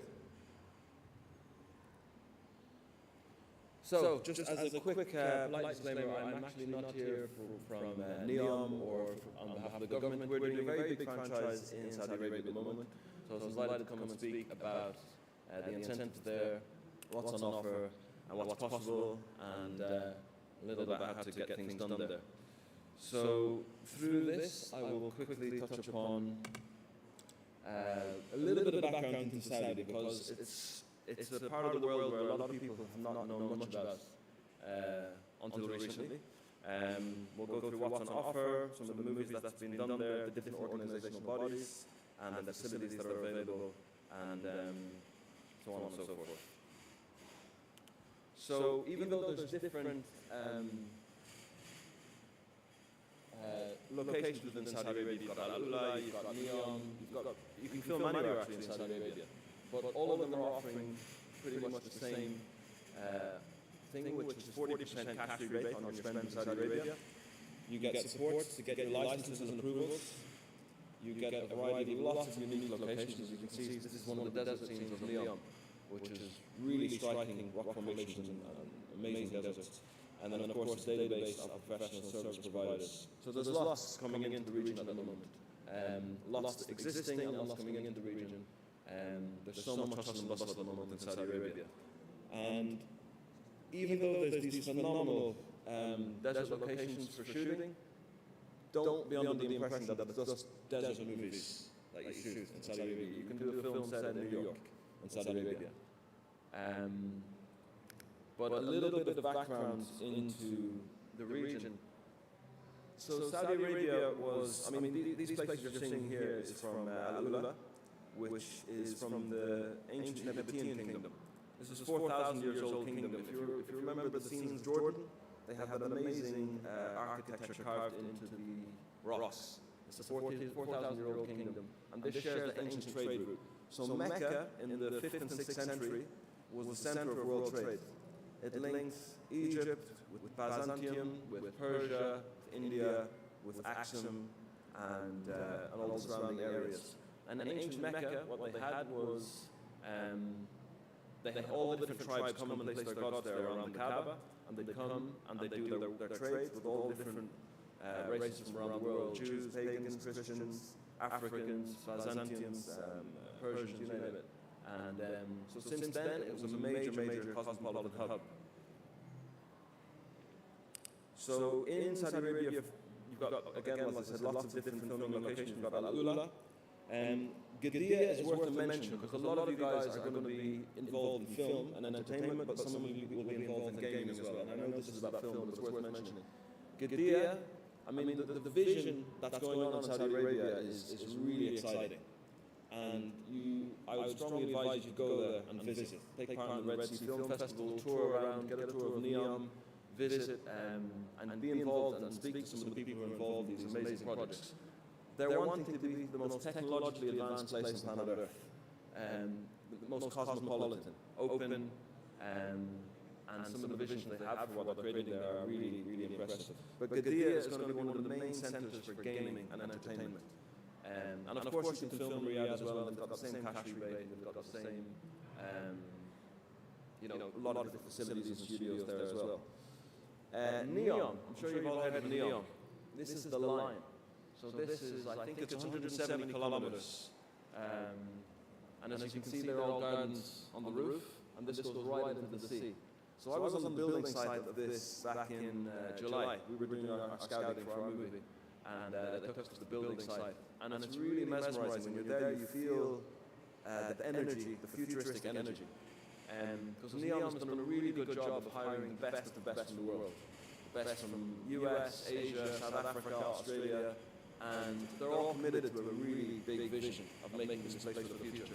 So this place is the size of Belgium.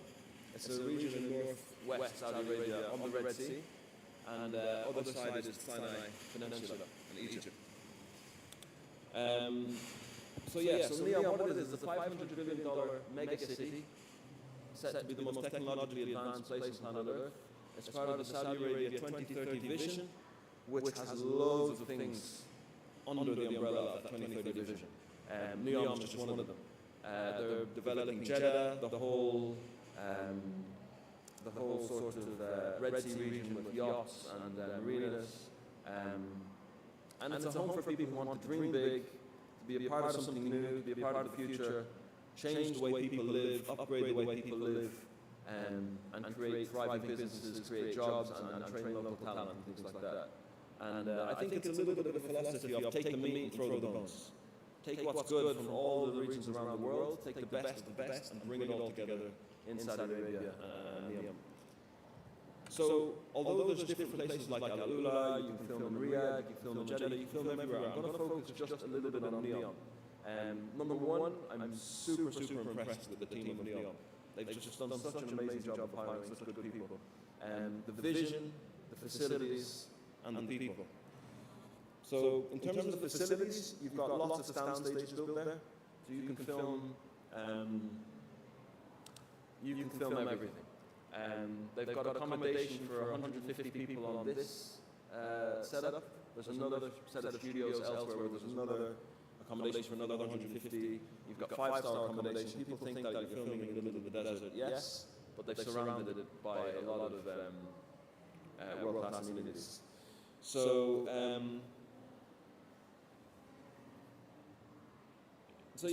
far, it's only been about maybe... So my partner Stuart Sutherland, he did the first major movie out of Saudi Arabia. It's called Born a King, and it was a $20 million production about King Faisal, about the start of the Kingdom of Saudi Arabia. And back then, that was 2018, and that's when they were just getting started. And prior to that, they didn't really have cinemas in Saudi Arabia. And then since 2018, since the Crown Prince has started sort of spreading the vision of the new Saudi Arabia, they've really ramped up on their film productions. So since then, they've done 30 productions. They just did Kandahar with Gerard Butler. It was a $60 million production with Gerard Butler and Ali Fazal, also produced by Stuart Sutherland. So far they've got 4 stand stages,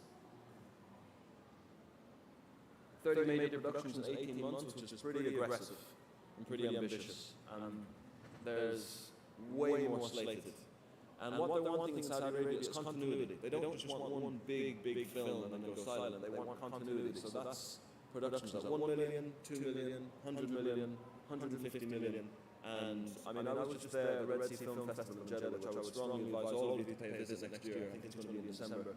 And they've really got the best of the best from Hollywood and Asia all congregating there.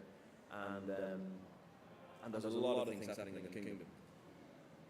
So they've done 30 major productions. You've got direct flights. You can fly direct from London. You can fly direct into Neom. They've got their own airport there and everything.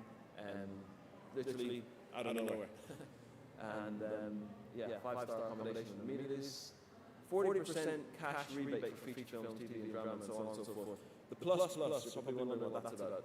They're very helpful with transport, logistics, things with accommodation, other bits of in-kind help. They're just very willing to do what's not on the, they're very willing to just go the extra mile and help, whatever way you may need, where possible. And supporting you in your production with minimal friction. I mean, they themselves are very helpful, but there's lots of companies and organizations that are set up there who are working under this vision, who are also there to help. Yeah, and in terms of like the locations, they really are stunning. It's really a sight to behold. The desert, it just makes such a, it's awe-inspiring actually. And you feel the history there of like 4,000 years. And in terms of like archaeology and things they're still finding there, they're only scraping the surface of ancient, historic, sort of archaeological wonders they're uncovering. The people in Neom, best of the best. They've hired just people who have the energy and the pace and the mileage to see this vision out over the next 10 years and beyond. It's not just about 2030, it's what's beyond then. And as our friend Fred Wang says in his wisdom, Middle East is the middleman. It's the link between East and West, and it occupies a very, very strategic position. And it's going to, I think for the next 10, 20 years, it's going to have a lot of really interesting development, which I'd urge everybody to be a part of. Professionalism and process, what I like about this is every part of the world has their own gifts. They all have their own talents, they all have things they're good at, some things that they're weak at. What they've done well in Saudi Arabia, which they don't have a huge history of, is sort of the corporate infrastructure of, let's say, New York, of Wall Street, of Shanghai, of wherever. They've brought the best of that professionalism and structure and process to make things work quickly and fast. So, and this is from across the globe. And of course the willingness to just help and get things done. These are some of the organizational bodies that you should definitely make a note of. Neom, the website, their team, they've got a gaming division as well. And as I said, they've got the vision of being the most technologically advanced place on Earth, but they've also got the vision to do this in all the areas of life. Filming, media, gaming, sustainability, agro-tech, just new ways of living, new everything. So they've got about 14 different visions within Neom. The Saudi Film Commission, of course, this is above all of them.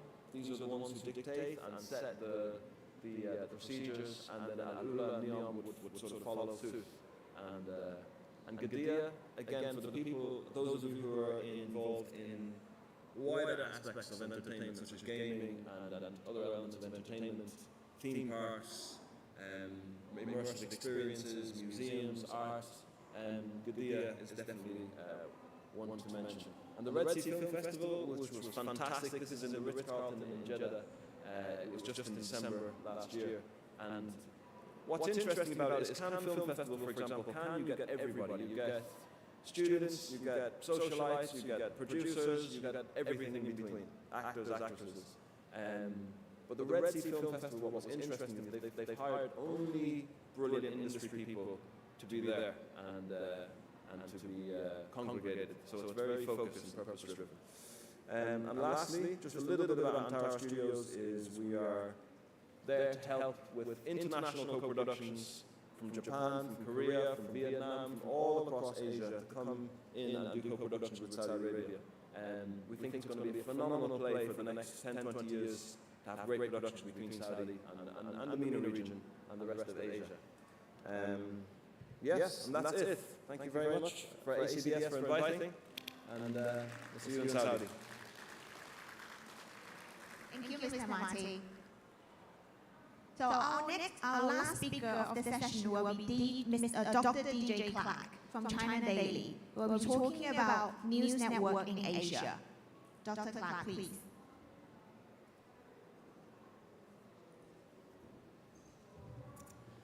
Thank you. I've been asked to share a little bit about the Asian News Network and how we have done co-productions.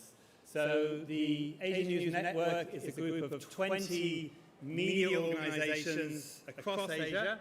And for the last 8 years, we've been sharing content amongst ourselves. Now, many of the organizations are the top English news, what used to be newspapers, now call themselves news organizations. And they are doing three things in terms of video. We are sharing content, we are co-producing content together, and we are also doing some kind of capacity building for the weaker members. This video will just quickly show you our content sharing. What we're doing here is, or what I'm shooting through here is effectively going through the way that we share content. We're using a sort of hacked version of Vimeo Enterprise. We've worked with Vimeo to do that. We share content in a similar way that we've shared text and photographs over the last 25 years. The video sharing has been going on for now close to 10 years. And as you can see here from this kind of interface here, that any of the members are able to put their content into this platform and look through it and download it. We also share stock photography, stock video, as well as the finished productions. What tends to do very well in this platform are things like infotainment, food, travel, all sorts of some business content as well. This is content produced by all the different members. We share it amongst ourselves and allow others to put them onto our own platforms. This is going into one of the joint projects, and I'm going to talk a little bit more about that later and how we do that. So for the joint projects, what we tend to is come up with a project idea.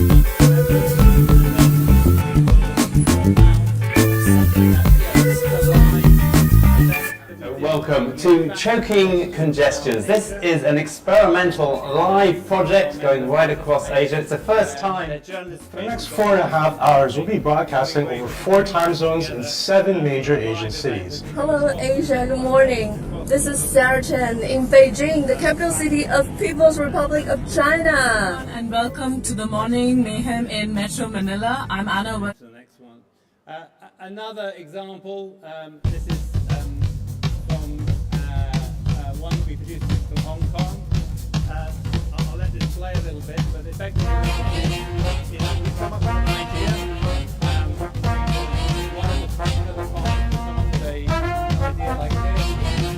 It's very simple studio production of fashion food agents in Hong Kong, and then other members went.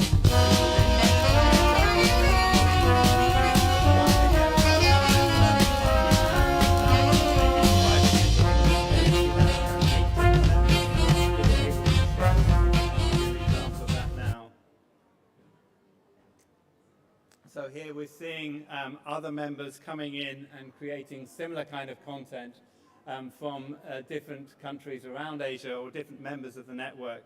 So effectively what you're able to do is produce one single video and then have other members come in and you get about 8 back, and then you share that across the network. It effectively gives you a lot more bang for the buck of what you do. And then the final thing that I wanted to talk about a little bit is capacity building. Because not all of the members, one of the problems that we've had is not all of the members produce at the same quality.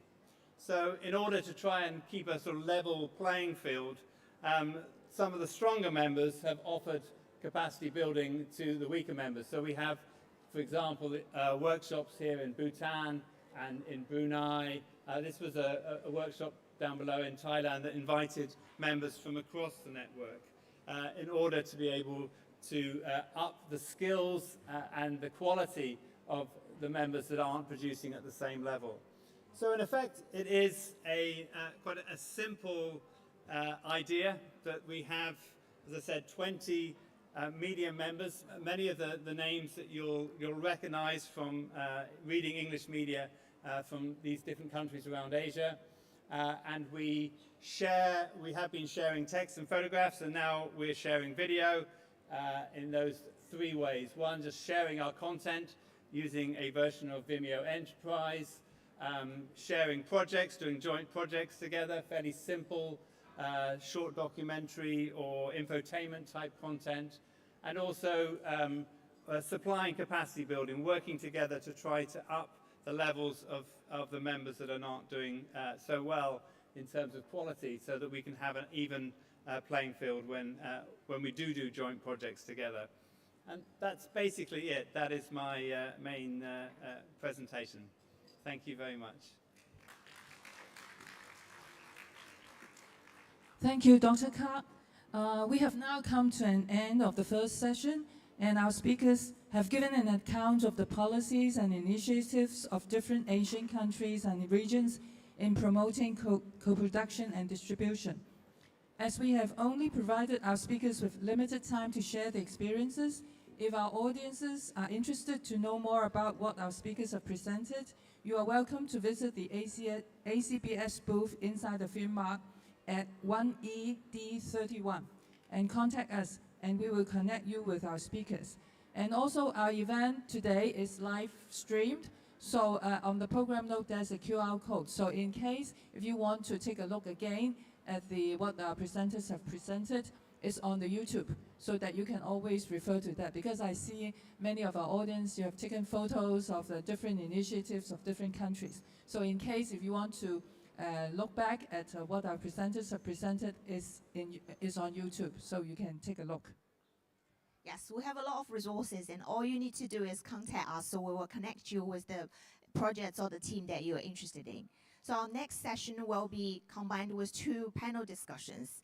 We're very happy to have Raymond Yip as our moderator for the panel discussions.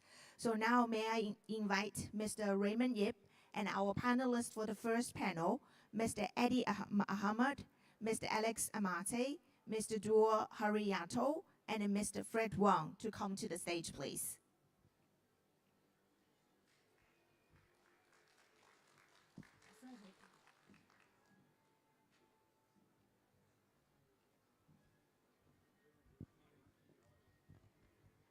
Please sit in front of the photo.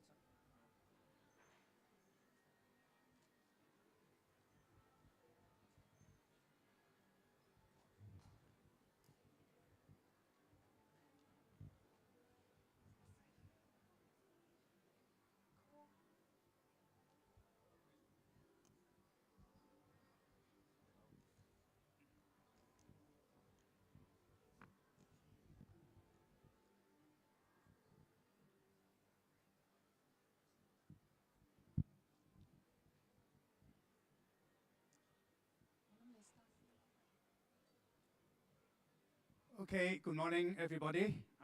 I'm Raymond Yip. I used to be the Deputy Executive Director of TTC until I retired in 2019. So my colleague Wilfred Wong talked about 16 years ago. I also remember what happened vividly, because I was also involved in organizing this summit back in 16 years ago through the invitation of my good friend Fred, who will join us shortly. I have a lot of feelings about this event when I come back 16 years afterwards. I think today I now represent 2 mainland provinces and districts in China. One is the Hainan province, and the other one is the Nansha district of Guangzhou. Since I'm also a speaker, so I do have the privilege of speaking for 5 minutes myself. And I'm not going to introduce each speaker in the interest of time. You can check out their CVs on their website. I'll run very quickly through a few PowerPoints about Nansha, just to help you understand where it is. The first slide, please. Okay. Why Nansha is important? Because it is a state-level strategic center of China, and it is the only one in Guangdong province called the state-level new area, with the same status as Shanghai Pudong. Welcome, Fred. Okay, next one. We learn about location in our MBA course. So you can see that Nansha is actually right in the center of the whole Greater Bay Area, where there is 86 million people living there. Lansa is bigger than Singapore, and it is within half an hour of all the other 8 cities in the Greater Bay Area and the 2 special administrative regions of Hong Kong and Macau, because they're all connected by high-speed rail these days. Next one, please. Okay, so you can see this very strategic, convenient location. One can now reach Lansha in 35 minutes by non-stop high-speed train from Hong Kong. Next one. Okay, why is Lansha important? Lansha is actually, as I mentioned, is part of the municipal capital of Guangdong province. It is the closest part of Guangzhou or Canton to Hong Kong. And it is a sort of a demonstration platform for deepening cooperation between Hong Kong, Macau, and also the Greater Bay Area. And that's why the Lansha policies are very avant-garde, are very progressive, and also some of them are first ever in China. Next one. Okay, it is a very important portal district. It has the biggest, for example, the biggest container port in southern China and the biggest cruise terminal in southern China.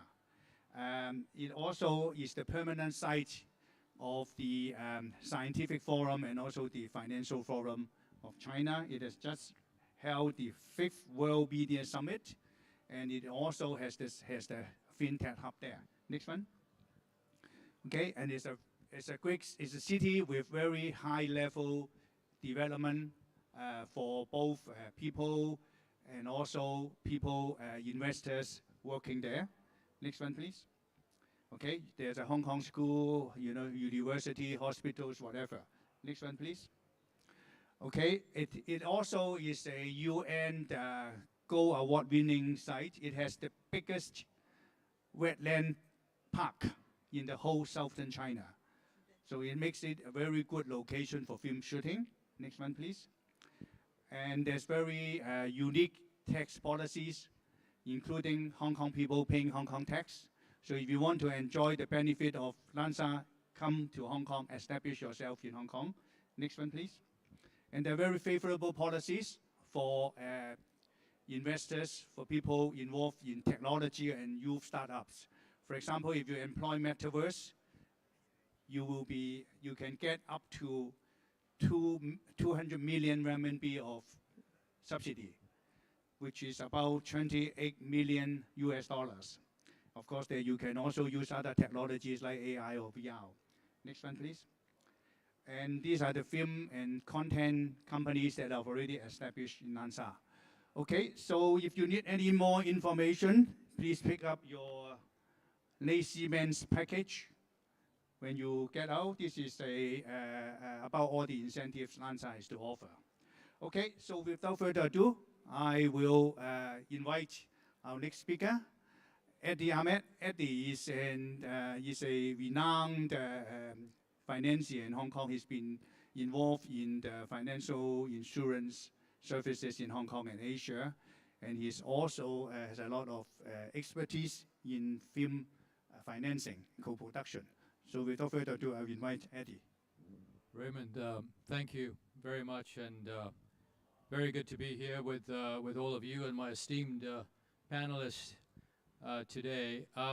My career has been in banking and insurance. I've been in Hong Kong since the early 90s and covered the region Asia-wide, also lived in New York, lived in London, covered the Middle East. So I've had a series of opportunities to get to know the world of financing and the world of insurance from different geographic perspectives.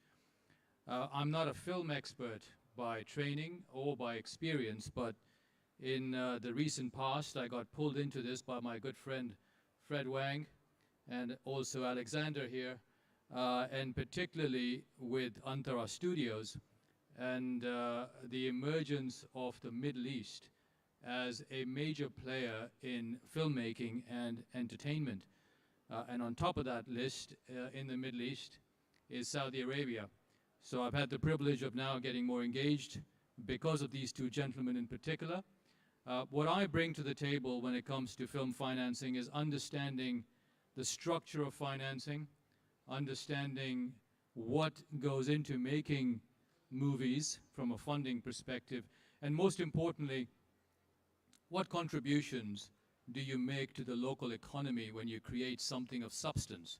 So it's not just financing a movie that everybody enjoys around the world, but it's also a question of how do you create an ecosystem around that movie production that creates something of value for the economy which has sponsored that particular film or that particular entertainment project.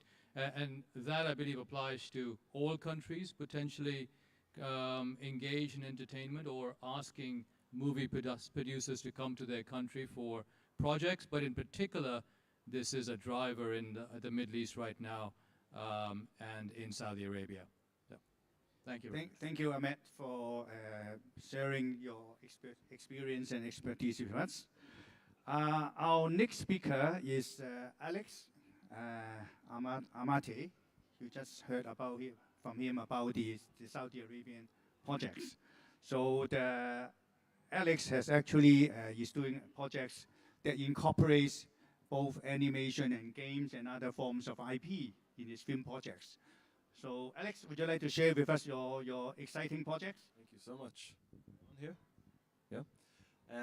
Yeah, well, first of all, thank you so much for inviting me. I had the pleasure of meeting Fred via our friend Franco, who's in the audience. And I'm so happy. It's really opened my eyes coming to Asia in this capacity for merging Asia and the Middle East.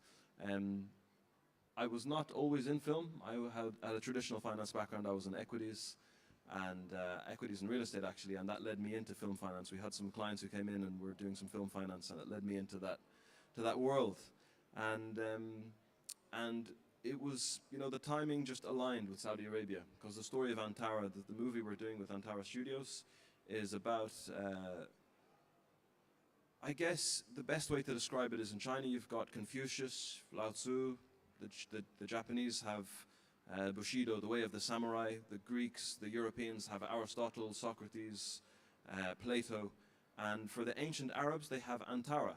So he's a person who has a place within the classical world.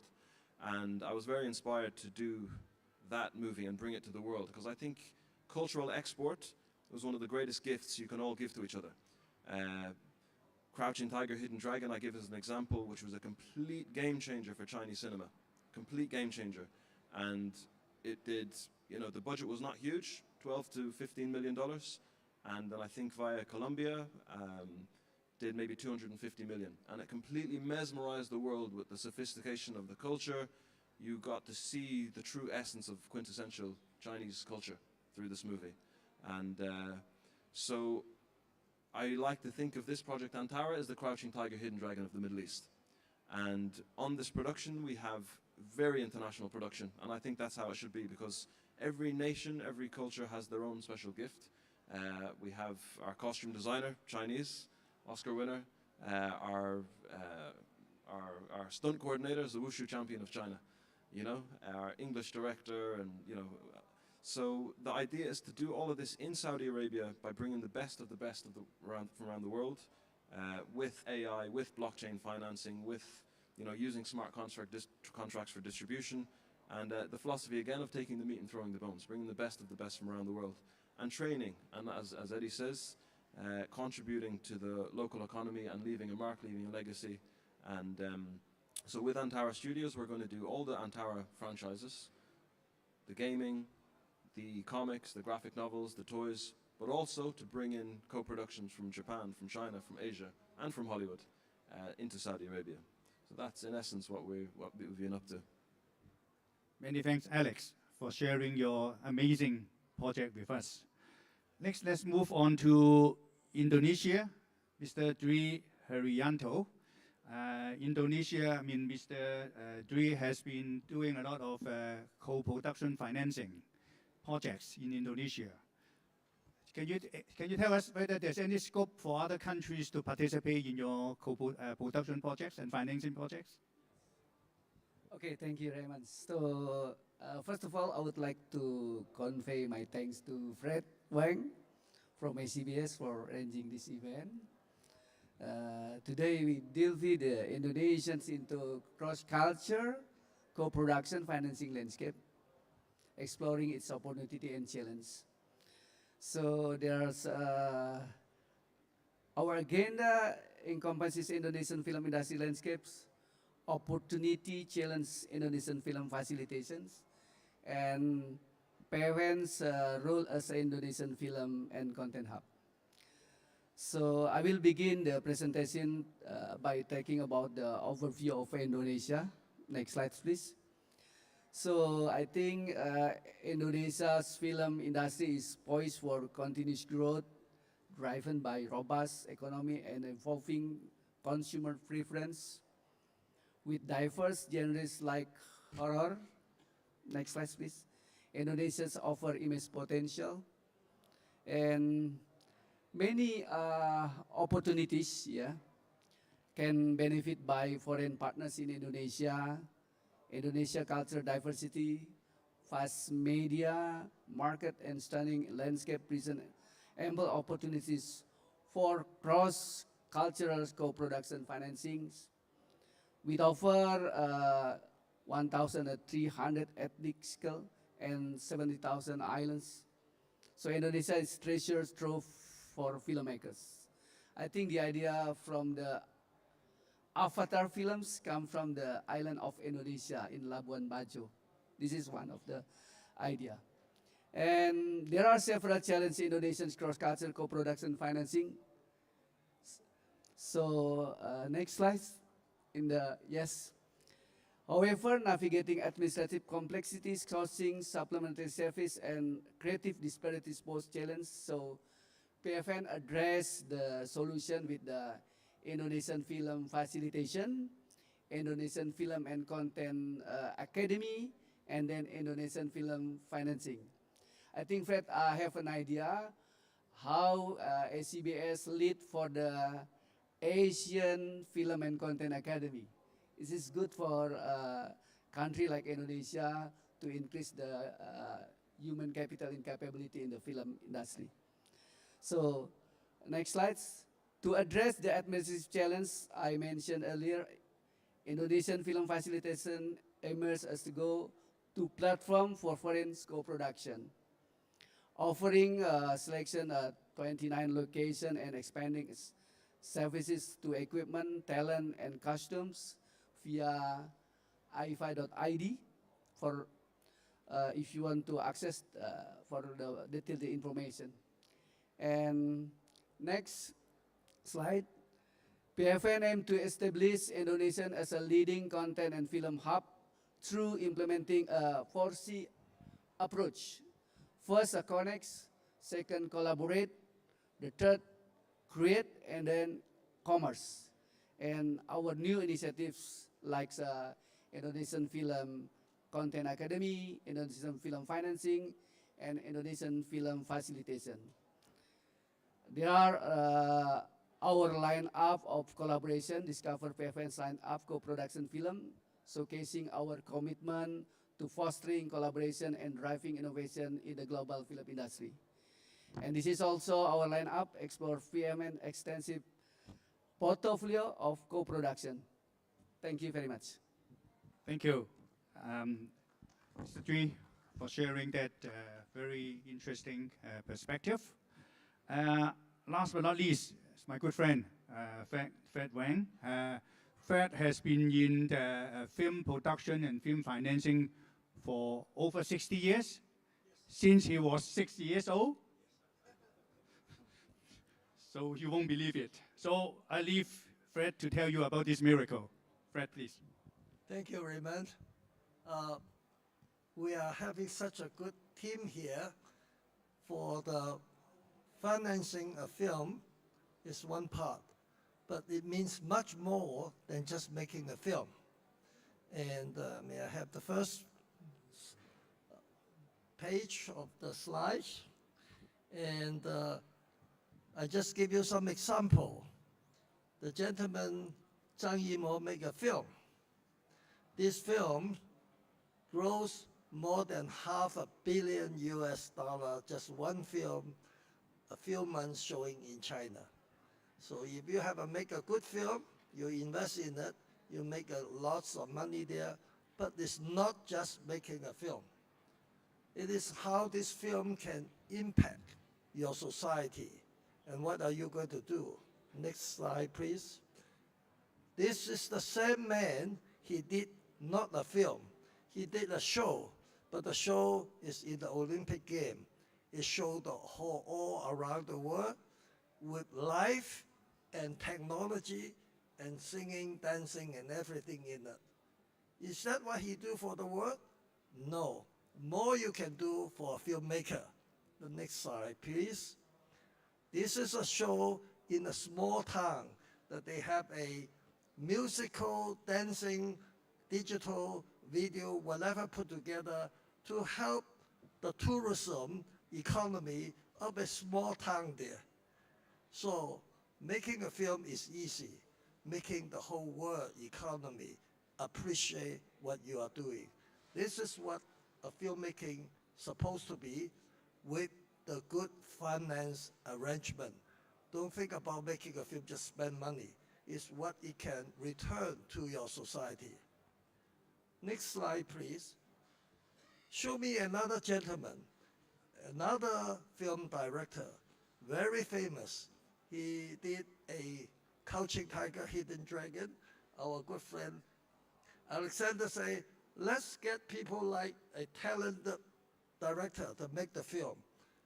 He got we won several Oscars on this film.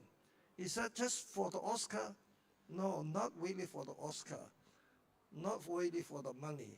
People say, wow, this film is good. Let's make another one.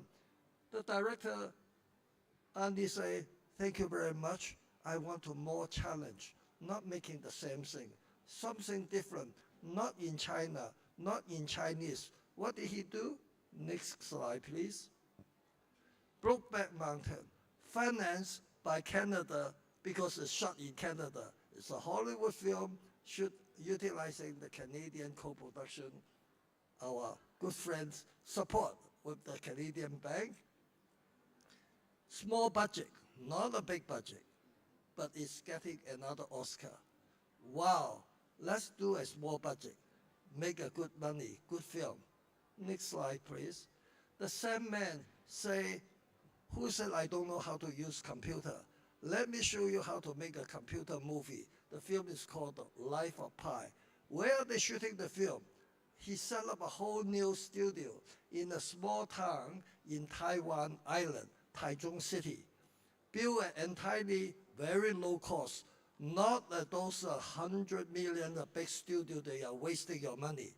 The small town, old building, taking a water problem, they make a film called The Life of Pi. The entire film is talking about in the ocean. Again, communicating with India, Malaysia, Taiwan, USA, and he make another film creating all the time. Finally, next slide, please. They make the Harry Potter. Why Harry Potter? It's nothing to do with Hong Kong. I'll let you know later. The film is not a movie. The film is making it how to teach the young people improve their English standard. Next slide, please. Not just in English. How about save the life? The gravity, people should save their life. And clean society, do not make the rubbish. That's why the sky is getting a lot of rubbish. Next slide, please. Boy, Paddington Bear, lots of poor people orphaned in the station after the war. How do you do it with the orphan, not orphan now, people around the world migrated to London? They say black people, white people, yellow people mixed together is a brown small bear. It shows how people can accommodate in a new society with different culture background. Next slide, please. It come back to Hong Kong now, Asia now. His father, gentleman,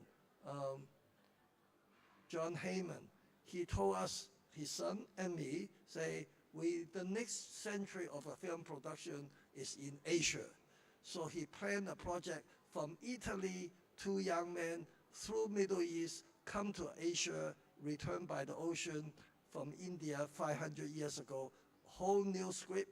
Unfortunately, he passed away, but with all this as a background, we hope we will come up with a new finance for a good production system and help all the Asia and the Middle East and the West together. Thank you very much. Thank you very much, Fred. We have done it very well. I think we are 7 minutes ahead of schedule. This morning I was so worried that if I can't finish in time, I may lose my job for next year. But we've been doing it very well. This is a very disciplined panel. Everybody speaks within the time frame. So in the next 6-7 minutes, I give you 2 options. One, we can end this session immediately and move on to the next panel. Option 1. Option 2, you said maybe our speakers here can answer 1 or 2 questions. So which option do you take? End the session now? No one? Ask questions? Again, no one? Okay, you ask a question, please. That's a question already. Okay.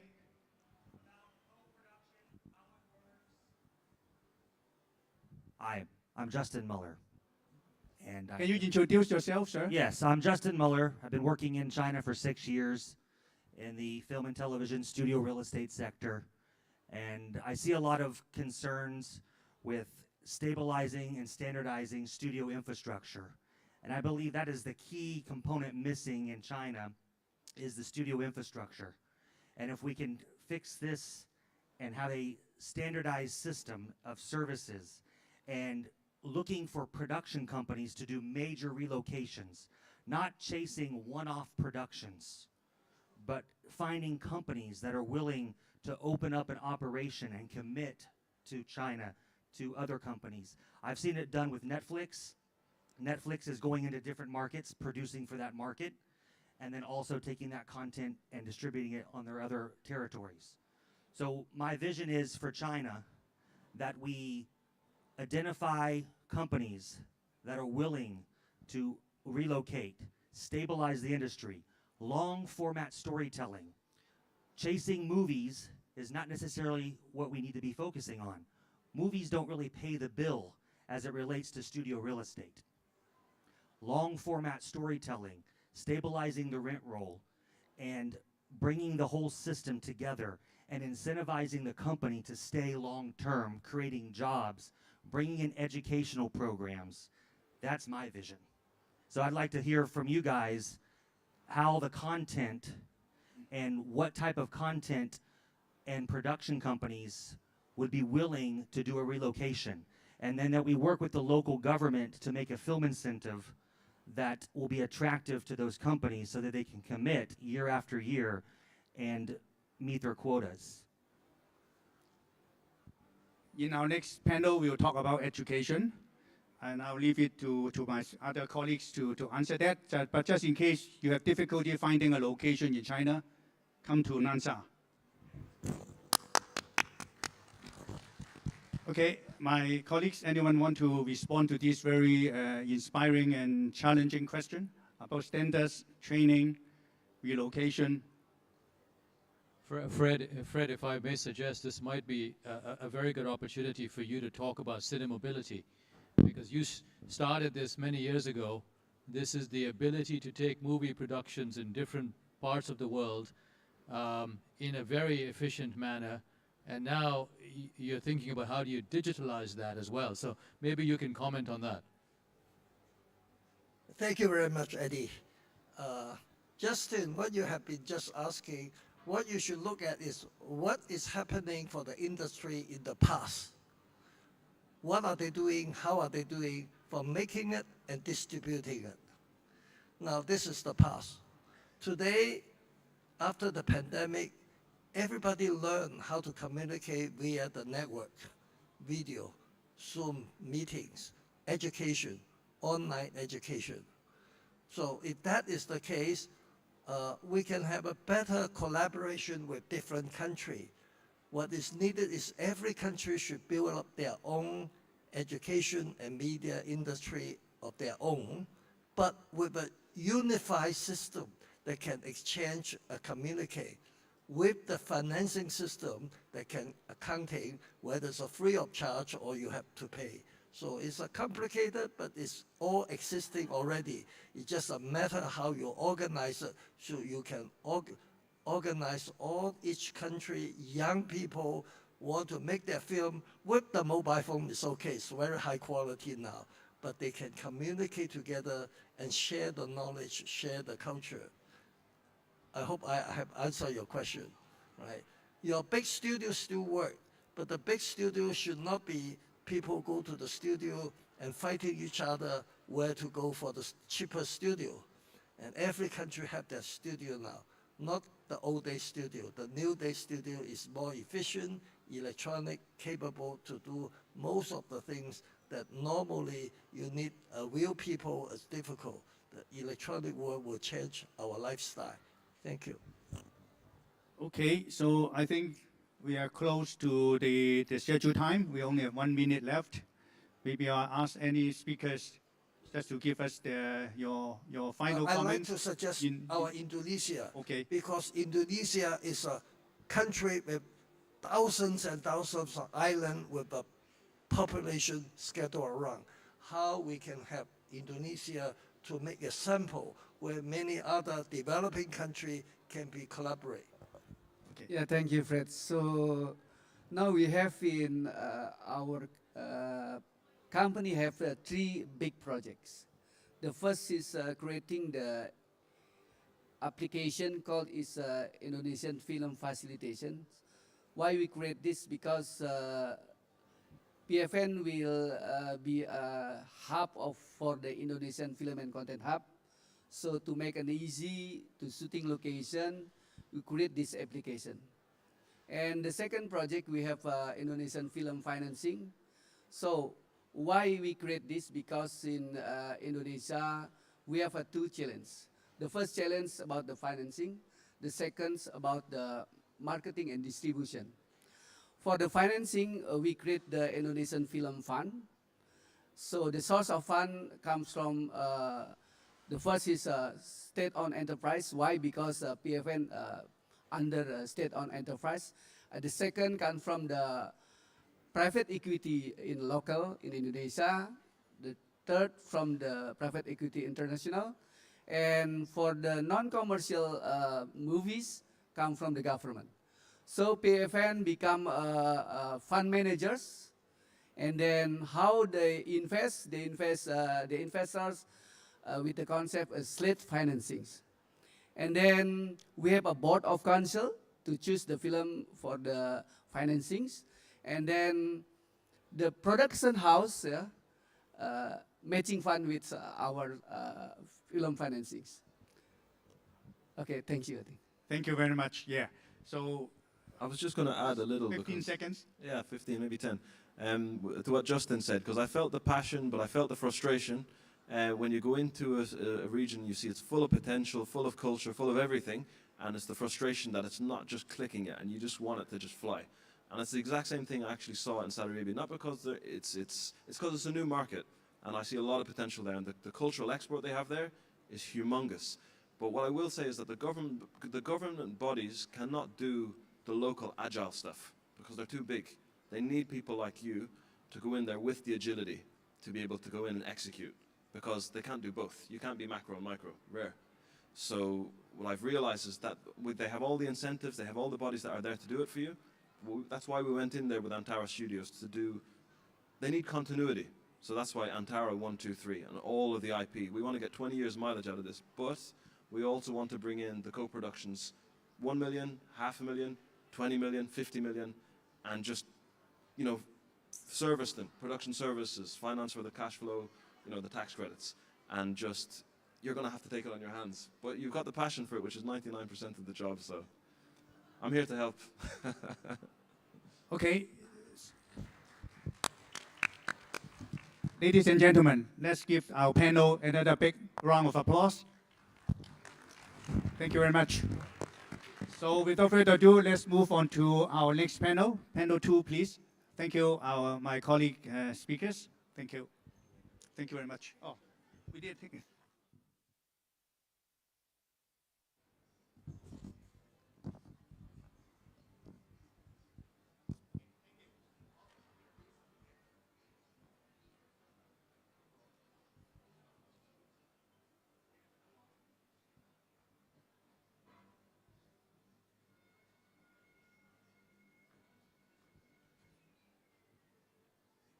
Okay, thank you. Thank you to our panelists. Thank you. Now, may I invite the panelists for the second panel, please? Let's welcome Ms. Tim Yap, Mr. Franco Della Posta, Professor Jeffrey Shaw, Mr. Mark Pitton to come to the stage for the discussion, please.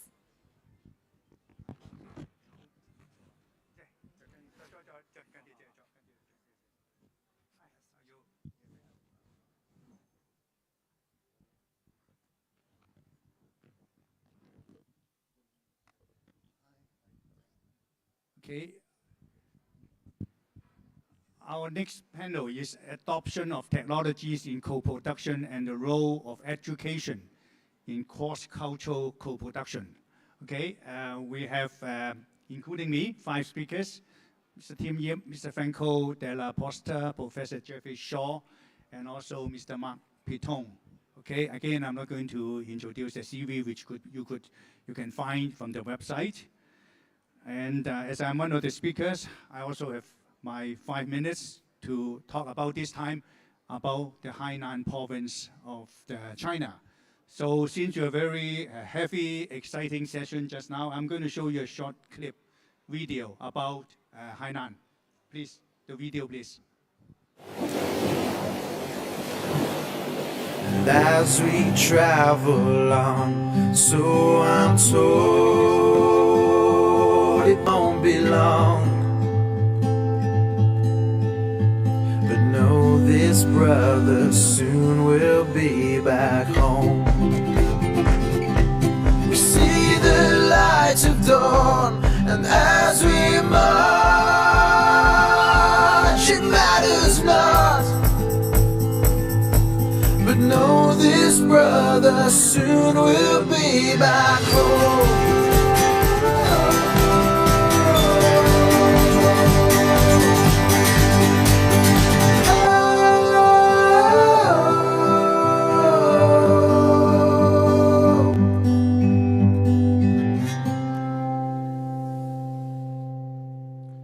Okay, this is the southern city of Hainan province.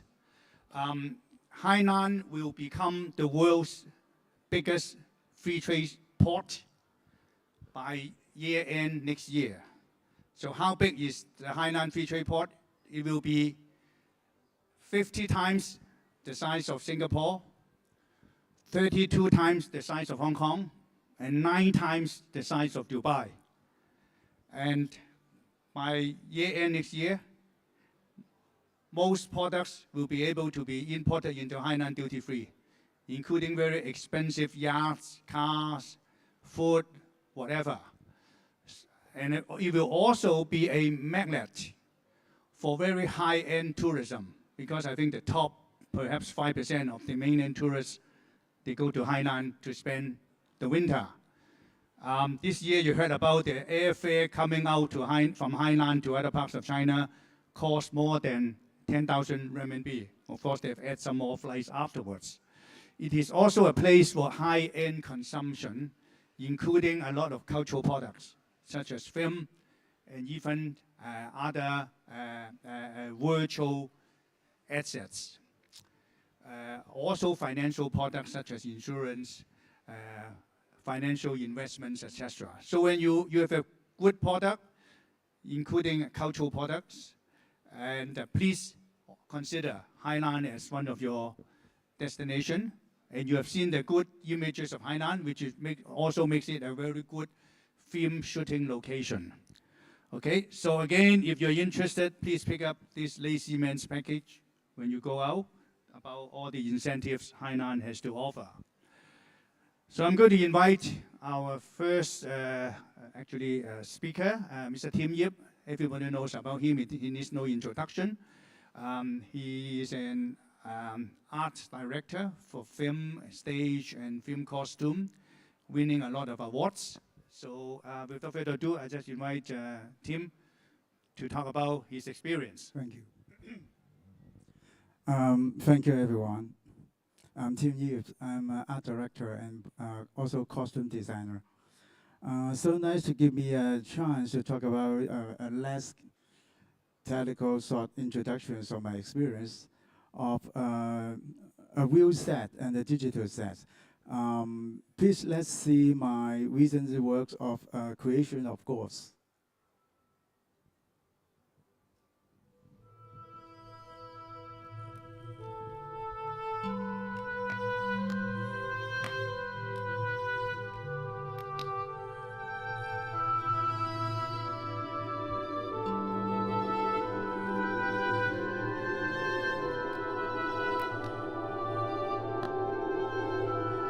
Actually, this set is not a digital way to make the film into a big productions. But this one is, we want to do it in real set. You know, I think it's the last things that we want to do it in real.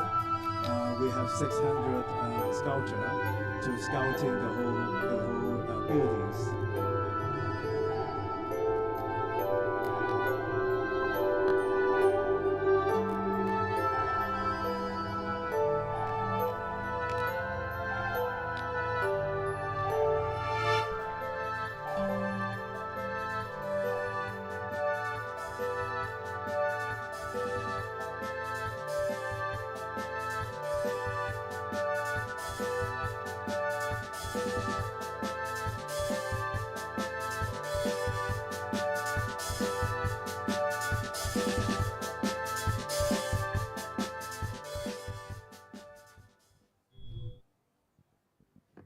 Thank you.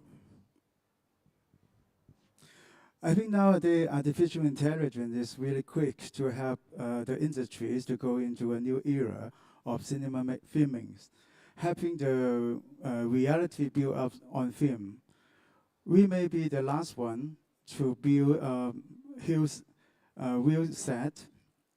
scale settings in our film, real sets building up by real materials, but limit the shootings opportunities, but the crew and the actor can perform in a physical stage with digital, while digital can create a more and more realistic environment, but need to edit after the shooting.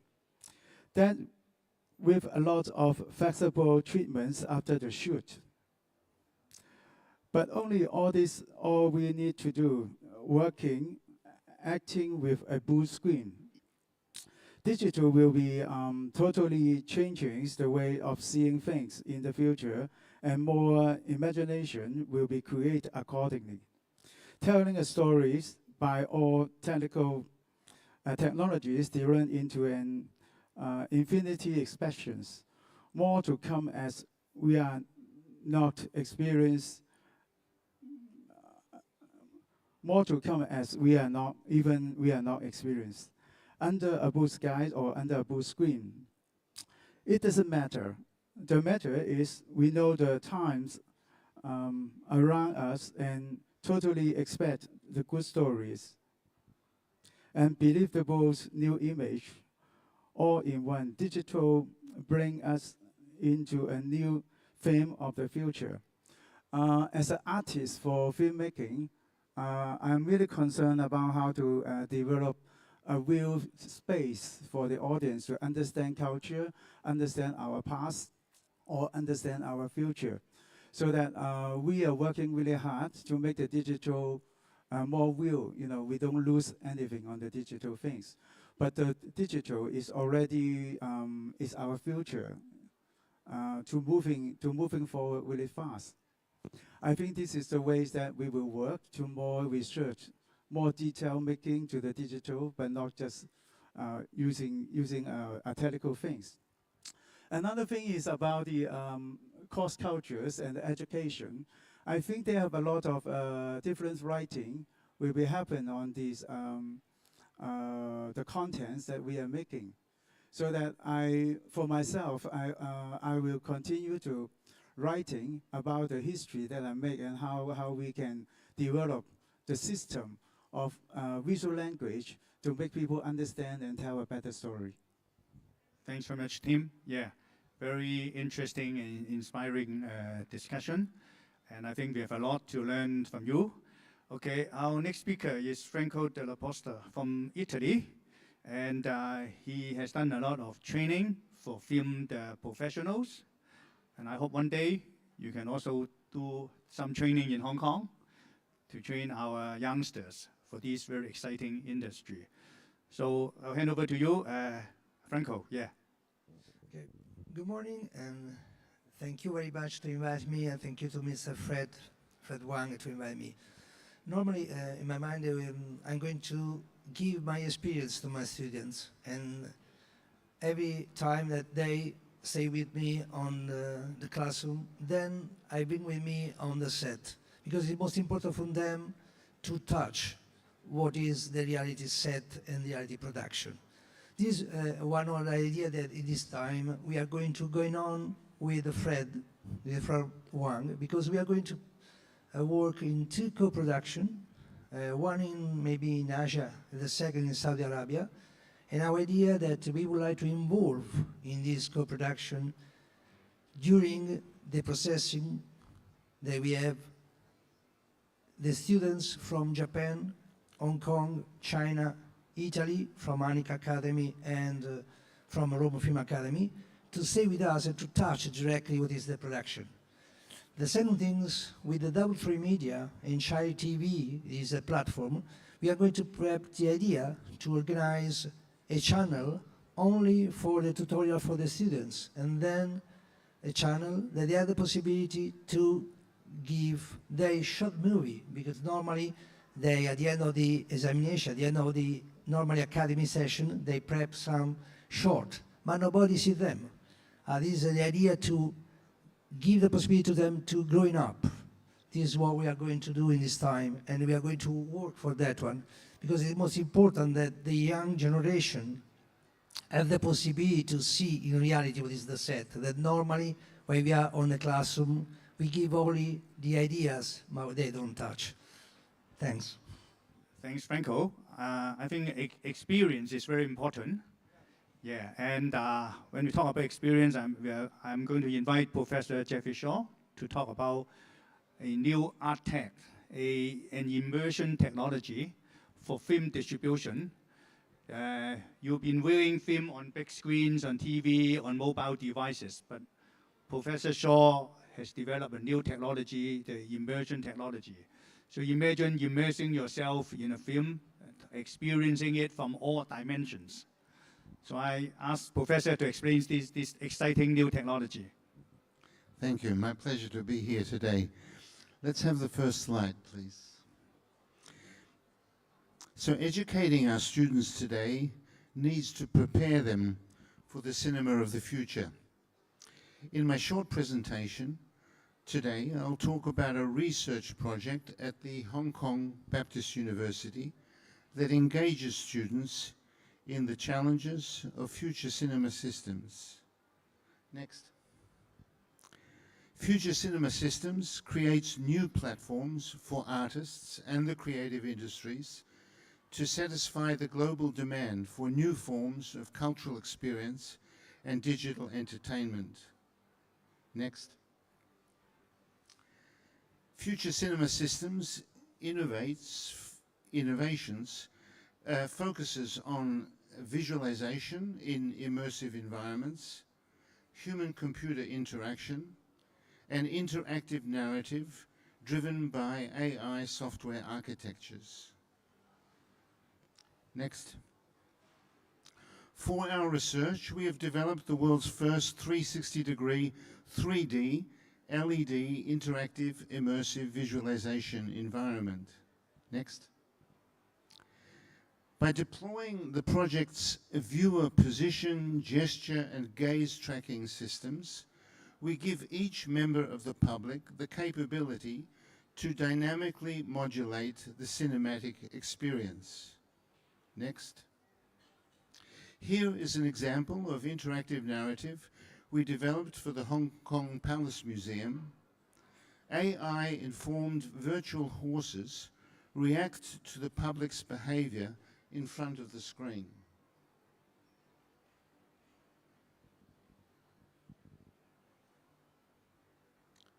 Next. In this interactive cinema experience, we have developed a gaze tracking solution that allows each viewer to selectively open locker doors simply by looking in their direction and discover the actors inside.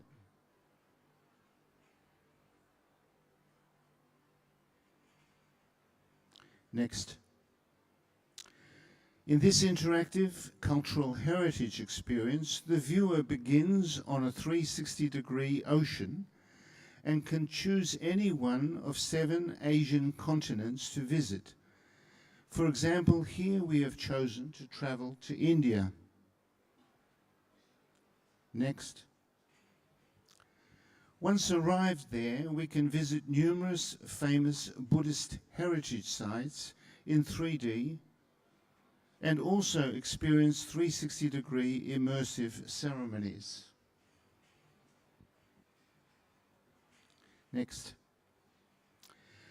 The tracking of the viewer's gestures and gaze here controls the appearance of individual magnifying glasses. When viewers work together to join them, they increase their size and degree of magnification.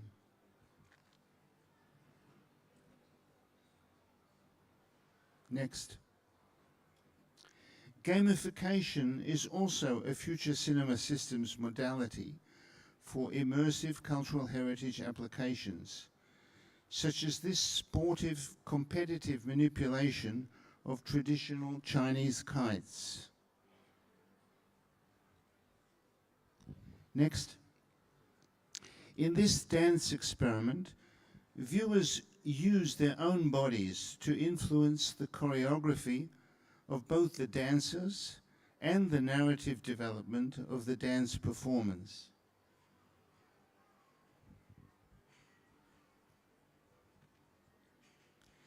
Next. Here we are investigating the application of EEG to modulate the manifestation of a Kung Fu master in response to the viewer's mindfulness. Next. Those EEG visual effects emanating from the Kung Fu master provide the experience that Chinese martial arts is both a physical and mental discipline. Next. Have you ever marveled at the intricate complexities ChatGTP and AI text-to-image are beginning to have a revolutionary Are there impact on future avalanches cinema on systems. Venus?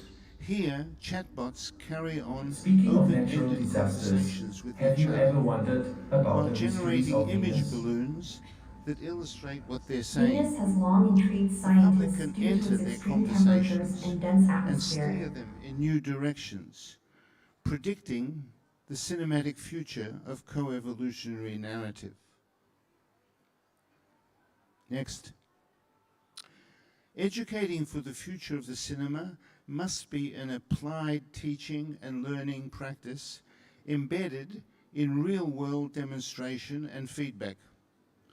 In the most fundamental way, we are researching transformations in cultural sensibility and the exciting future forms of the cinematic experience. Thank you.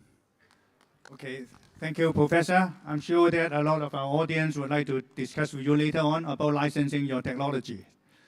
Let's move to our final last speaker, Mark Pitong. Mark has a lot of experience working in Asia in film financing and co-production.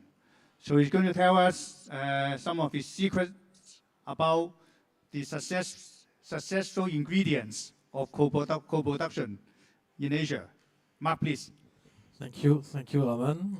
First of all, I would like to good morning, everyone. I would like to thank a lot ACBS team, particularly Hélène and the founder, Mr. Fred Wang. You're there, my best friend. I would like to start to mention that my country, France, has a strong demand for the world cinema. We are very open to all the culture of the world, and the French audience is very curious about Asian movies, and they love them. They love them. We can see that in different film festivals, Asian film festival, and also during the commercial release. But unfortunately, we regret that they are too rare. There are not so many. So why, if the French audience is demanding, why we don't have more co-production between Asia and France on our screens, on the platform? Because if they have the will, the policies are probably not enough for the French producers to develop them due to a lack of co-production official treaty with Asian countries. I don't know if you know that, but I think that France has only three treaty actually with Asian countries, and in South Asia we have only one. It's Cambodia, and Cambodia they have a co-production because of the influence of a French producer at the base to have a co-production project with these countries. But further north, only Korea and China, including Hong Kong, of course, have such an official treaty. I heard previously during the last hours that there is a will to have more policies in the Philippines, in Indonesia, in Malaysia, and the list could grow. And but we know that the filmmakers and the producers they understand the interest in cinematography being more present outside of Asia, as I mentioned Wilfried a few hours before. And all these professionals understood the advantage of signing such agreement, useful for wider influence. But beyond the advantages financial aspect, we talk a lot about the financial aspect. Let me see that co-production together has other advantages, as you mentioned. We learn from each other's culture. We respect each other also. It's important. We learn from each other, or the better, to see also the pleasure in creating together, and probably that's the most important in this kind of co-production. This offers also prospect for a more peaceful future, and we see now that it's important to live in peace all over the world, and co-production brings an important topic moving towards a better world without borders. So sometimes the difference, a few governments tend to want to build walls between humans, but the filmmakers tend to build bridges between the culture of the world. So I think it's more important. Let's try to always support them by doing everything to ensure that the co-productions are successful. Thank you very much. Thank you. Thank you very much, Mark, for sharing your experience and your insights with us. Okay, I think this time we are 2 minutes overrun. So I'm not going to have a discussion, and I think we need to move on to the next session. Perhaps you have a group photo together? We have to take a group photo first. And thank you for all our speakers for the very good presentation, and also for the good moderator keeping the time. Thank you very much.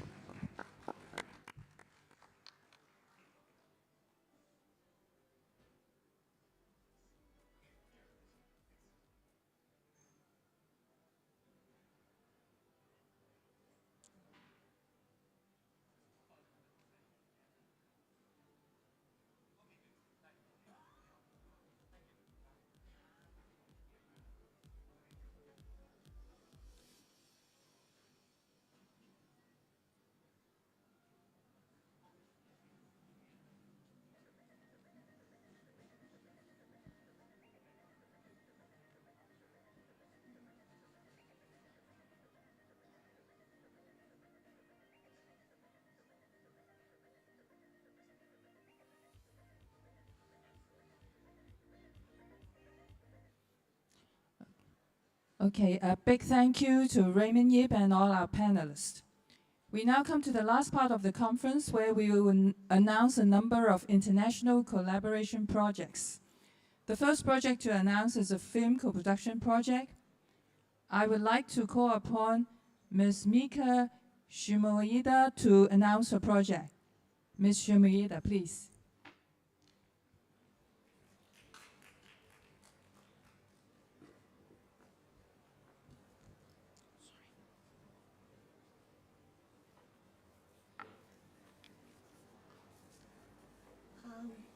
Hello.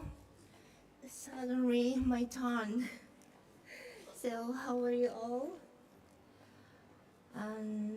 First of all, thank you for being here. I'm so glad to be here. I am Mika Shimoeda as a producer from Japan, PKFP Partners LLC. Today's speech will only 3 minutes long, so I will briefly introduce our recent project. And so we have here simple pitch deck, so if you're interested in our project, so please bring it. And so please don't be focused on my English mistakes. And okay.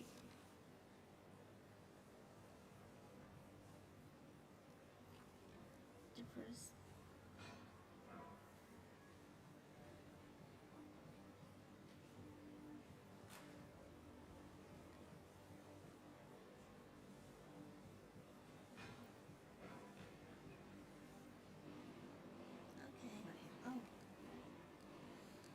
Okay, thank you. Okay, thank you.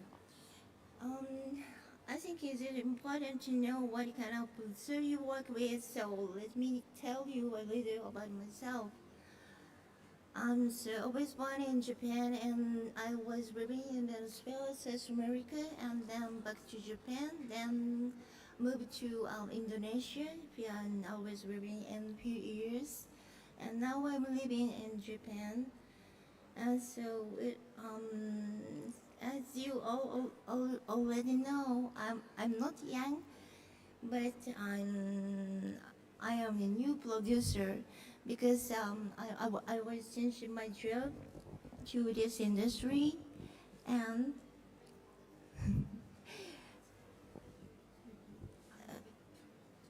okay, and so it's true. I'm a new producer, and so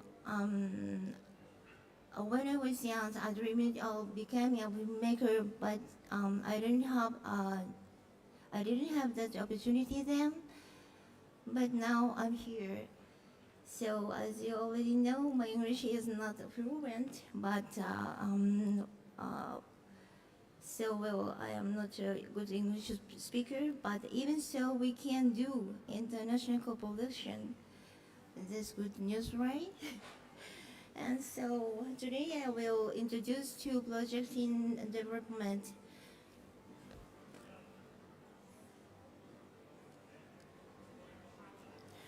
The first one is Kumojima is spider. The first one is Kumojima in international co-production between Japan and Spain. It is a project with a Spanish director and the screenwriter. The director is Victor Catala. The meaning of Kumojima is Spider Island. The background is the story of old Japanese yokai monster, the Spider Woman.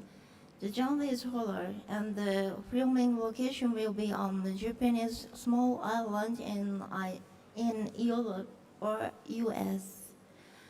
In the fall of 2023, we featured at Tello Molins Rey, a Spanish horror film festival, and we won the award to developing support and are continuing to develop in Spain. And now I don't have the time to reach. Okay, and the second one is Noipolis. There is an international co-production between Japan and France, and will be shot in Japan. This is a Japanese luxury Keiichi Kondo's second feature film. His first feature, New Religion, was officially entered in the Warsaw International Film Festival and has been distributed in Europe, some countries Europe, and the US now by international French distribution company. The genre is New J horror. He intends to be a trilogy, and the story continues from New Religion. So,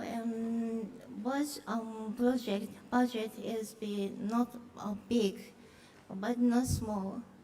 So, if you're interested in our project, please contact me. And for now, finally, so. International co-production. This is my first.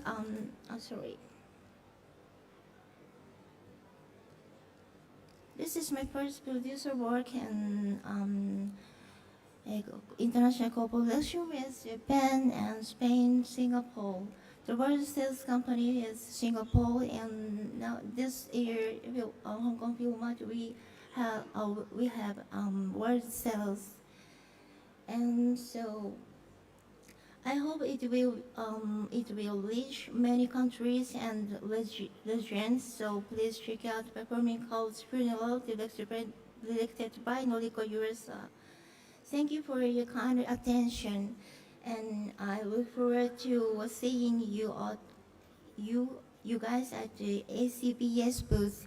Thank you very much. Thank you, Ms. Shimoida. The next project is a documentary project, and I would like to invite Ms. Zhang Li to come on stage to present the project. Ms. Zhang, please.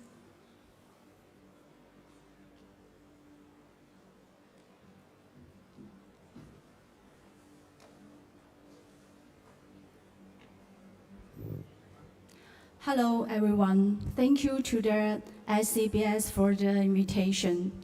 On behalf of the production team, I'm honored to be here to share our first zodiac animal in Chinese is Shenxiao documentary film, The Year of the Horse, 马到成功.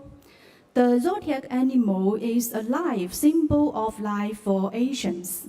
Something everyone here is familiar with, but how will this documentary film tell a story from an international perspective and in the context of the relationship between nature and humanity?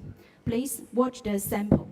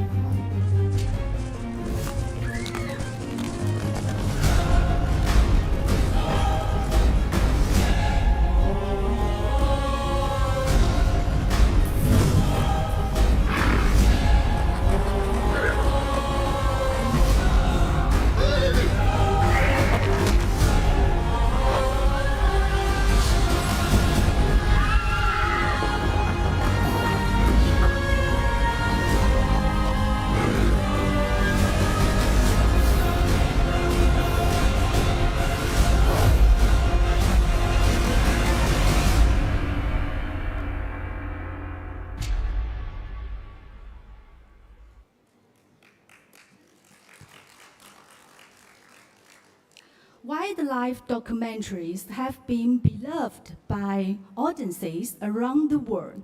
The Year of the Horse interprets the close relationship between animals and humans through the lens of Eastern zodiac animal culture.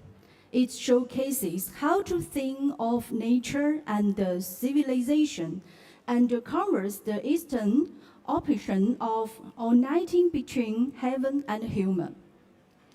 The main creative team of this film comprises core members from the BBC Blue Planet 2 and the Frozen Planet 2, as well as the well-known co-producer Sun Shu-yun. The production company is the world's largest producer of wildlife documentaries, mainly providing blockbuster blue chip content for Netflix, Disney, Apple TV, and the CCTV headquarters. In addition to the film itself, we are also collaborating with the Shanghai Science and Technology Museum to organization zodiac animal exhibition, public related books, and the BBC Frozen Planet 2 content promotional team will be responsible for the operation of the Year of the Horse concert. A series of supporting activities will present in the Year of the Horse in 2026. Our project has already received cooperation and support from CCTV, iQIYI, Disney Plus, SK Films, and Fremantle. We sincerely hope that television stations, cinema distributors, and investor foundation will join us to help make the Year of the Horse an outstanding international collaboration. Thank you, everyone.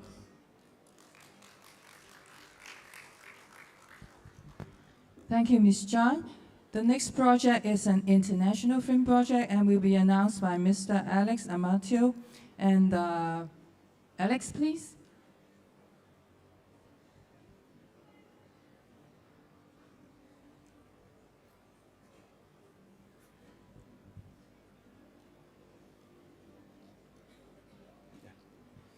That was amazing, that horse documentary, by the way. I don't know where you've gone. It's mesmerizing. I think there's a video coming now.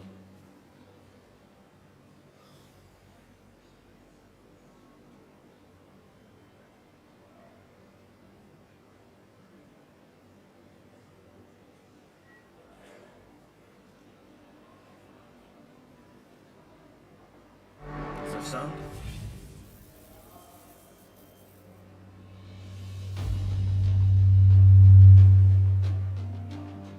I think you need sound for the video. There should be sound.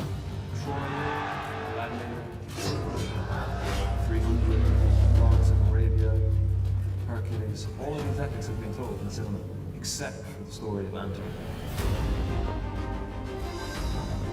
This film has everything of a classic and timeless epic. It's got action, it's got love, suspense, controversy, slavery, freedom. It hits every single note of a timeless and classical epic.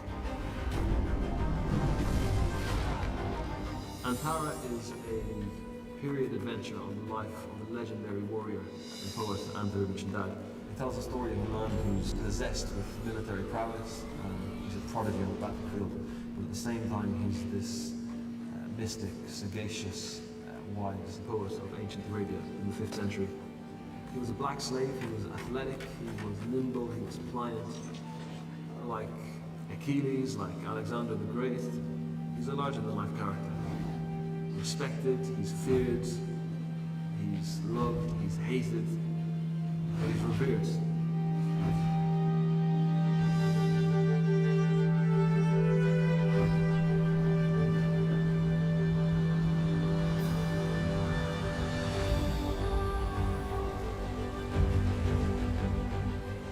At the center of the story is the story of a colorful but belligerent desert romance.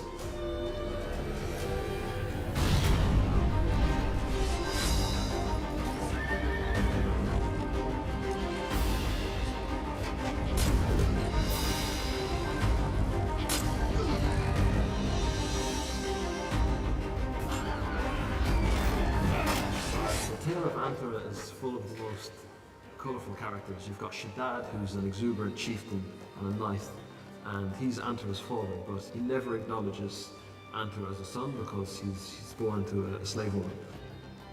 You've got Zabiba, who was a captive princess, but although she's a captive, she's elegant, she's gracious, she's articulate, and she's a strong woman of heart. She's a tough woman. You've got Malik, who's the king in the story. Malik is a protagonist of sorts because he is the personification of everything Antar is against. You've got Abla, who is the daughter of Malik, and Abla and Antar are in love. And they have an unexplainable chemistry, a very innocent but powerful love. Because she's noble and the daughter of the king, it's just impossible for she and Antar to ever be married. You've got Bistan, who was one of the greatest warriors of the era.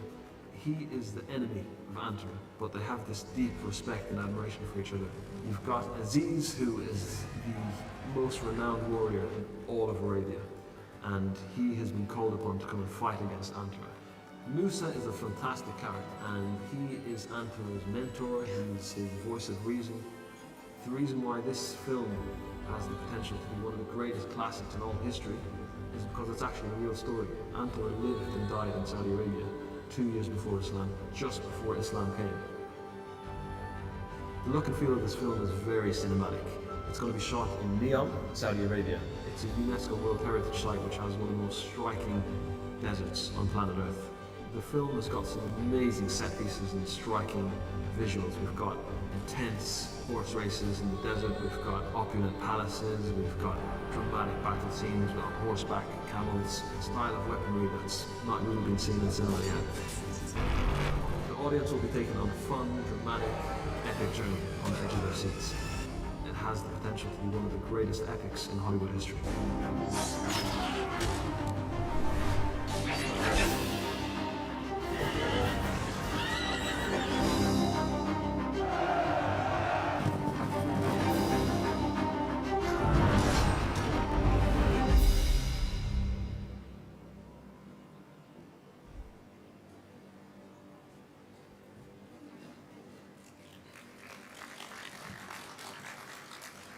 Thank you. So this is Antara, which is a $49 million epic, which we're doing in partnership with Saudi Arabia. So we announced this at Venice Film Festival in September.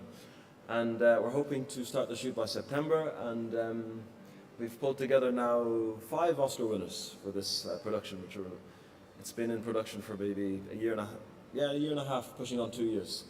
So what we've announced is, what we're announcing is Antara Studios, which is the film franchise of Antara. We're raising another 100 million for the sequels, the comics, the anime, the graphic novels, the toy line for manufacturing and distribution.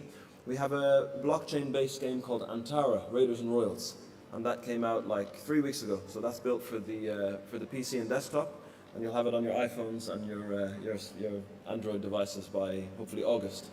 So it's a play-to-earn game built on Solana, and we've launched the Antara token. Launched about 2 weeks ago on Solana. So yeah, we did a very good launch, very well managed liquidity, very well managed sell pressure, and a very good price. And so when you play the Antara game, when you play, you earn. And what's interesting about this is places from third world countries, for example, or developing nations that don't earn that much per day. On games like this, sometimes they're earning more playing the game daily, so it's and they're earning the Antara token. So it's quite interesting, and the gaming industry, as you know, is a multi-billion-dollar situation. So we wanted to have an IP where we can get 20, 30 years mileage, like Star Wars, like Harry Potter, but based on Antara. Because a friend of mine who was one of the founders of Microsoft, he was doing some work in China, and he was at the time trying to bring Marvel to do theme parks. And the Chinese said, great, but we're the Chinese heroes. And they've got a point. So our idea for Antara is to be the Marvel studios, the Harry Potter studios for the Middle East, to home grow their hero for export to the world.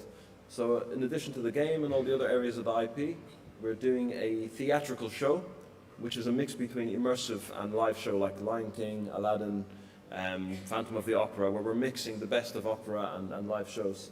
The partners who we partnered with this did, one of them did the $45 million Disney castle in Riyadh. So they got all the Disney IP, they brought it to Riyadh, and they built this huge immersive experience with concerts and everything like that for children.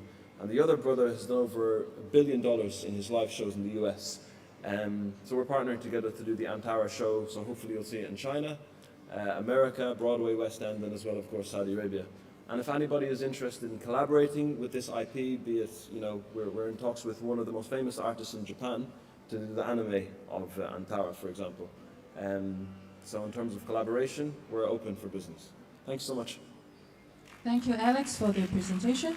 The next announcement is a co-production proposal initiated by Mr. Akinori Kobukayawa, and Ms. Keiko Masuka will come on stage to present the proposal.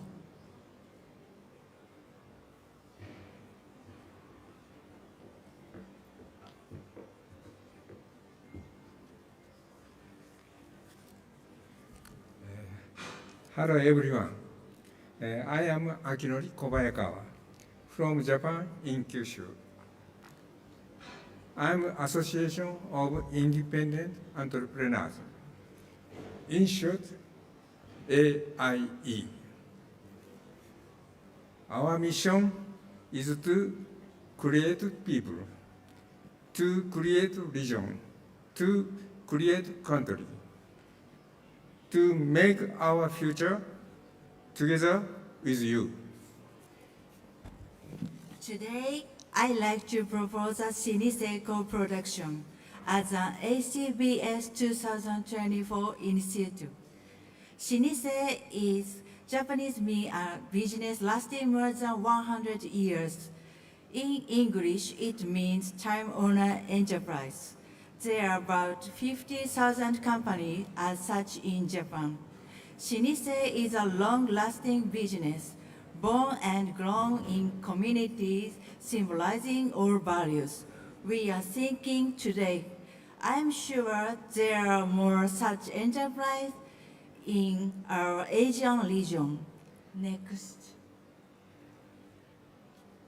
I already brought my proposal to my friends in Asia. This picture time-honored enterprise of Japan, China, and Middle East. I'm sure there are many more from Asia. Next. The theme of project is time-honored enterprise. It's culture, history, nature, community, humanity, family, bondage, earth, universe, living, and life, all incorporated in Shinise. Next. This Chinese proverb, "Onko Chishin," means we learn from the past. Our ancestors' wisdom we need it now. Next.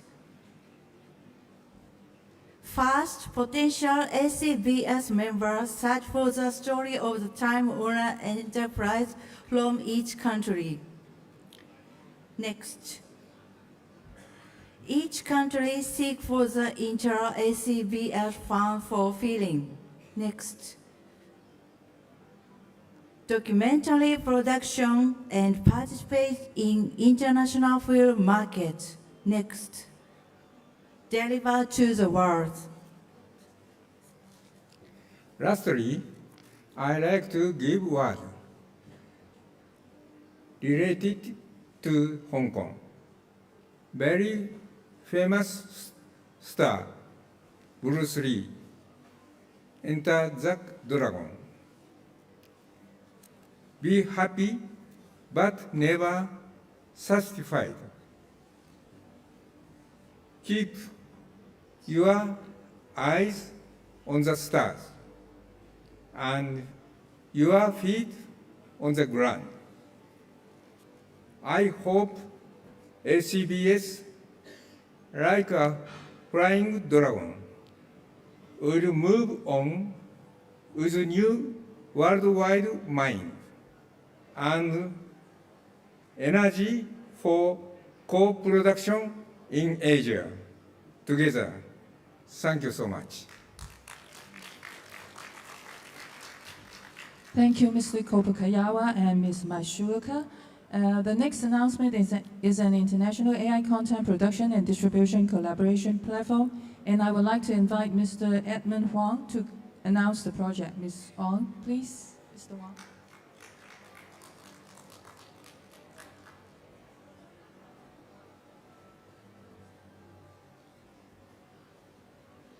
Hi.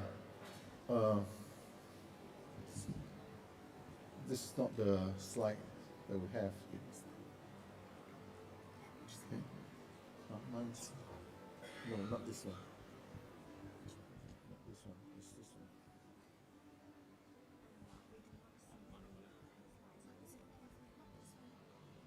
No, but this is not my slide. You didn't receive any slide. Can you give me a slide? No. Oh, this is slide is. This is not the slide we have. No. Yeah. Can we go to the next one? Okay. Can you finish this? This one? We'll go to the next one. Next slides.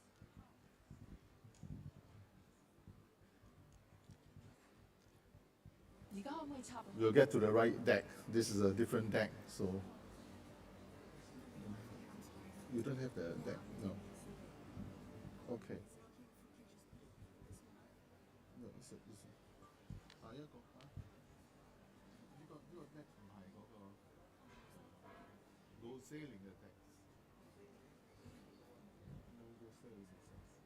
Okay, perhaps while we are fixing the PowerPoint, I'd like to invite our next presenter first while we are fixing, so that we can change the sequence. It's okay. I just give a quick introduction without. I'm sorry about the slide. I think it's not set up. We have a project called Go Sailing. Together with ACBS, we want to create a platform to allow. Oh, okay, we got that. Yeah, okay. So this is the Go Sailing sled that we have.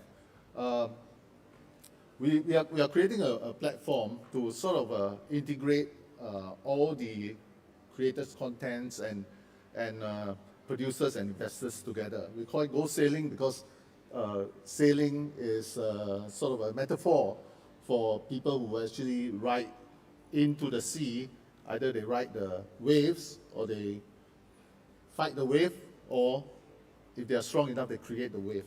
So can we have the next slide? So I'll move quickly so that we can get through all the slides. So the mission is to bridge and connect creators, producers, and investors together by leveraging AI technology to collaborate, secure fundings, and at the same time bring creative visions to a digital life. Next, please. Okay, the methodology is like the strategy of bringing the public sector, private sector, and partnerships together. This is something that we have sort of heard most of the speakers talk about earlier. So the platform allows this to be engaged. The next slide. In the platform, we have the community engine, information and content sharing engine, trade and funding and mechanism, business education engine. We already have, I think I will not go into detail on this because of time constraint, but I'll sort of give you an idea that we have already some working platform that we can show you with some projects. Okay, next. Now, the opportunity that we bring together with ACBS to the market is the opportunity to sort of connect to some of our network that we have. Today, we have about 1,000 channels that are collaborating, social media partners that are collaborating with us. And we have about 150 million subscribers in our user base with 20 million daily users in our platform. So for more details, this is we have a Yawa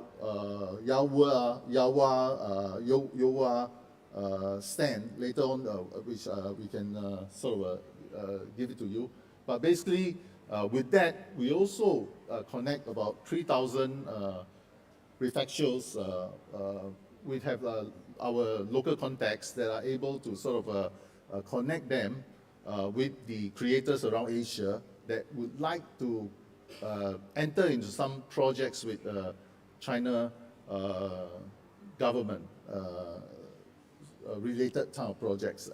We are Yawen, which is our group, are partners with a lot of associations in China, and we are also able to sort of create that bridge to link.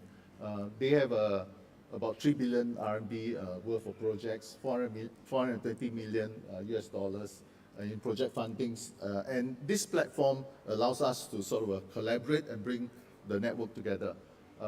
Next, the important project that we have, which we are now creating for just to sort of help kick off the ACBS project, is to create a fund to help find writers and creators to do a short clip to help us understand their ability to sort of learn from the Chinese culture, which is Jing Yong is a very famous Chinese writer, and in Hong Kong has produced a lot of very famous martial art TV series. For more details, again, we can talk because our timing is short. So this is the 100th anniversary of Jing Yong. So we have a collaboration project. Next slide, please. In our other project, collaboration project, is Jing Xing See the World. Jing Xing is a very famous talk show host in China, and she's been moving around the world. She's also represented by many cultural and arts sort of environment. She's a dancer, she's a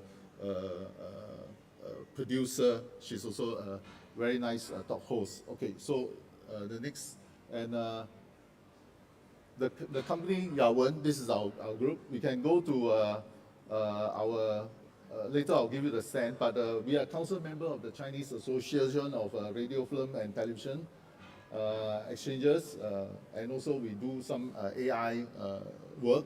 We are based in Shenzhen, and this is the what I call support that we're going to give to the Gold Sailing project. Next slide.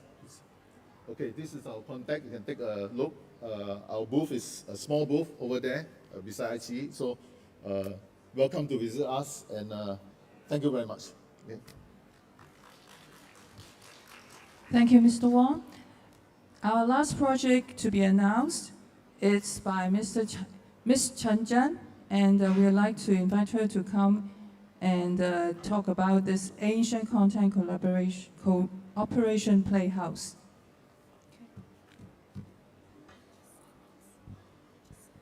Next.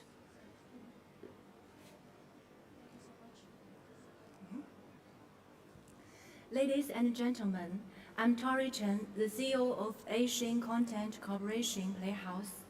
Please allow me to present our joint solution for delivery Asian content to the whole world. Asian Content Cooperation Playhouse is a joint force to create and produce the best Asian content ever.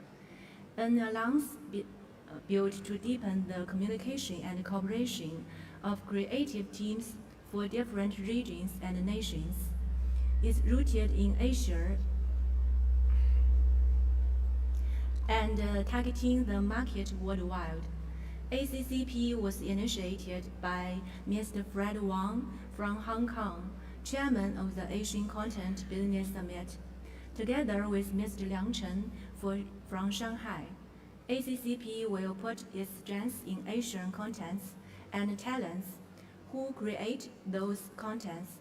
Together, we will seed, produce, promote the very best Asian content for the world. We will provide important service for our partners, include investment, project management, policy study, marketing analysis, etc. We will also set up awards and programs to locate and help new talents. Our partners in Hong Kong, Shanghai, and the Great Bay Area will build a new company to run ACCP and to uphold the aggregation of network for Asian current. Our headquarters will be set in Hong Kong. ACCP will seek the help from governments and industrial representative groups to support Asian content, include moves, TV net series, games, music, shirts, advertisements, etc. We will also find an international stage for all those contents. During the past days, we went through the Filmart events and met a lot of great directors, writers, producers. We saw so many interesting projects. This experience enforced our faith in the cooperation of content teams. We want to build this platform so that all of us can develop ideas together, produce together, and distribute, promote together. For now, we have gathered close to 200 projects from our friends and partners, 55% of which are post-production contents, 45% of which are in development. These projects will be the center of our focus for the next year, and we will push those projects to our consumers in no later than 2025. Nurtured by the Asian Content Business Summit, hereby we announce the groundbreaking of the ACCP. Our friends and partners from all Asian countries and regions have joined us here. This is the moment we are sending out our invitation for all of you. Either you are fantastic talent for Asian content, or you are network seeking great Asian contents, or a distribution specialist for Asian contents, or maybe you hold some gold mine of an IP for Asian contents. We welcome all of you. Please join us. Thank you. Thank you, Ms. Chen. We now come to the end of the conference, and I would like to invite Mr. Fred Wang, Chairman of ACBS, to come on stage and give a closing remark, after which we will have another group photo on stage. Mr. Wang, please.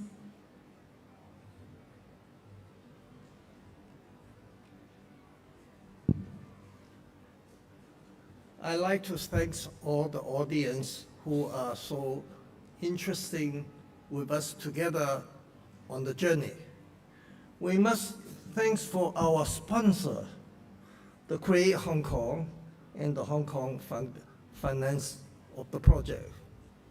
Even more important, I'd like to thank the Metis delegate from the beginning, all this year, supporting the ACBS conference to all these countries around in Asia. Finally, I'd like to thank all the good friends who participate in today's conference. Come all the way from Los Angeles, come all the way from England, from Italy, from France, from all around the world. Finally, I want to let everybody know this is not the end. This is the beginning how the collaboration of all Asia content industry people that we can work together and make a better world for the future for the younger generation. Thank you so much for the coming. Thank you, Mr. Wang. Now, may I invite all the key speakers, guests, please come to the stage for a group photo, please. Mr. Wang, please stay for a photo.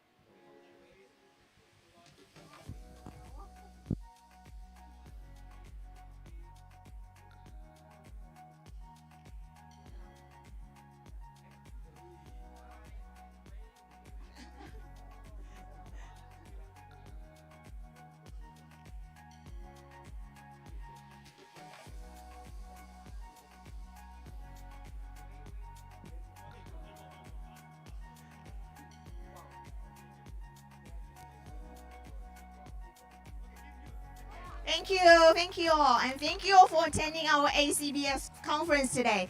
See you next year in another Asian country. Thank you all.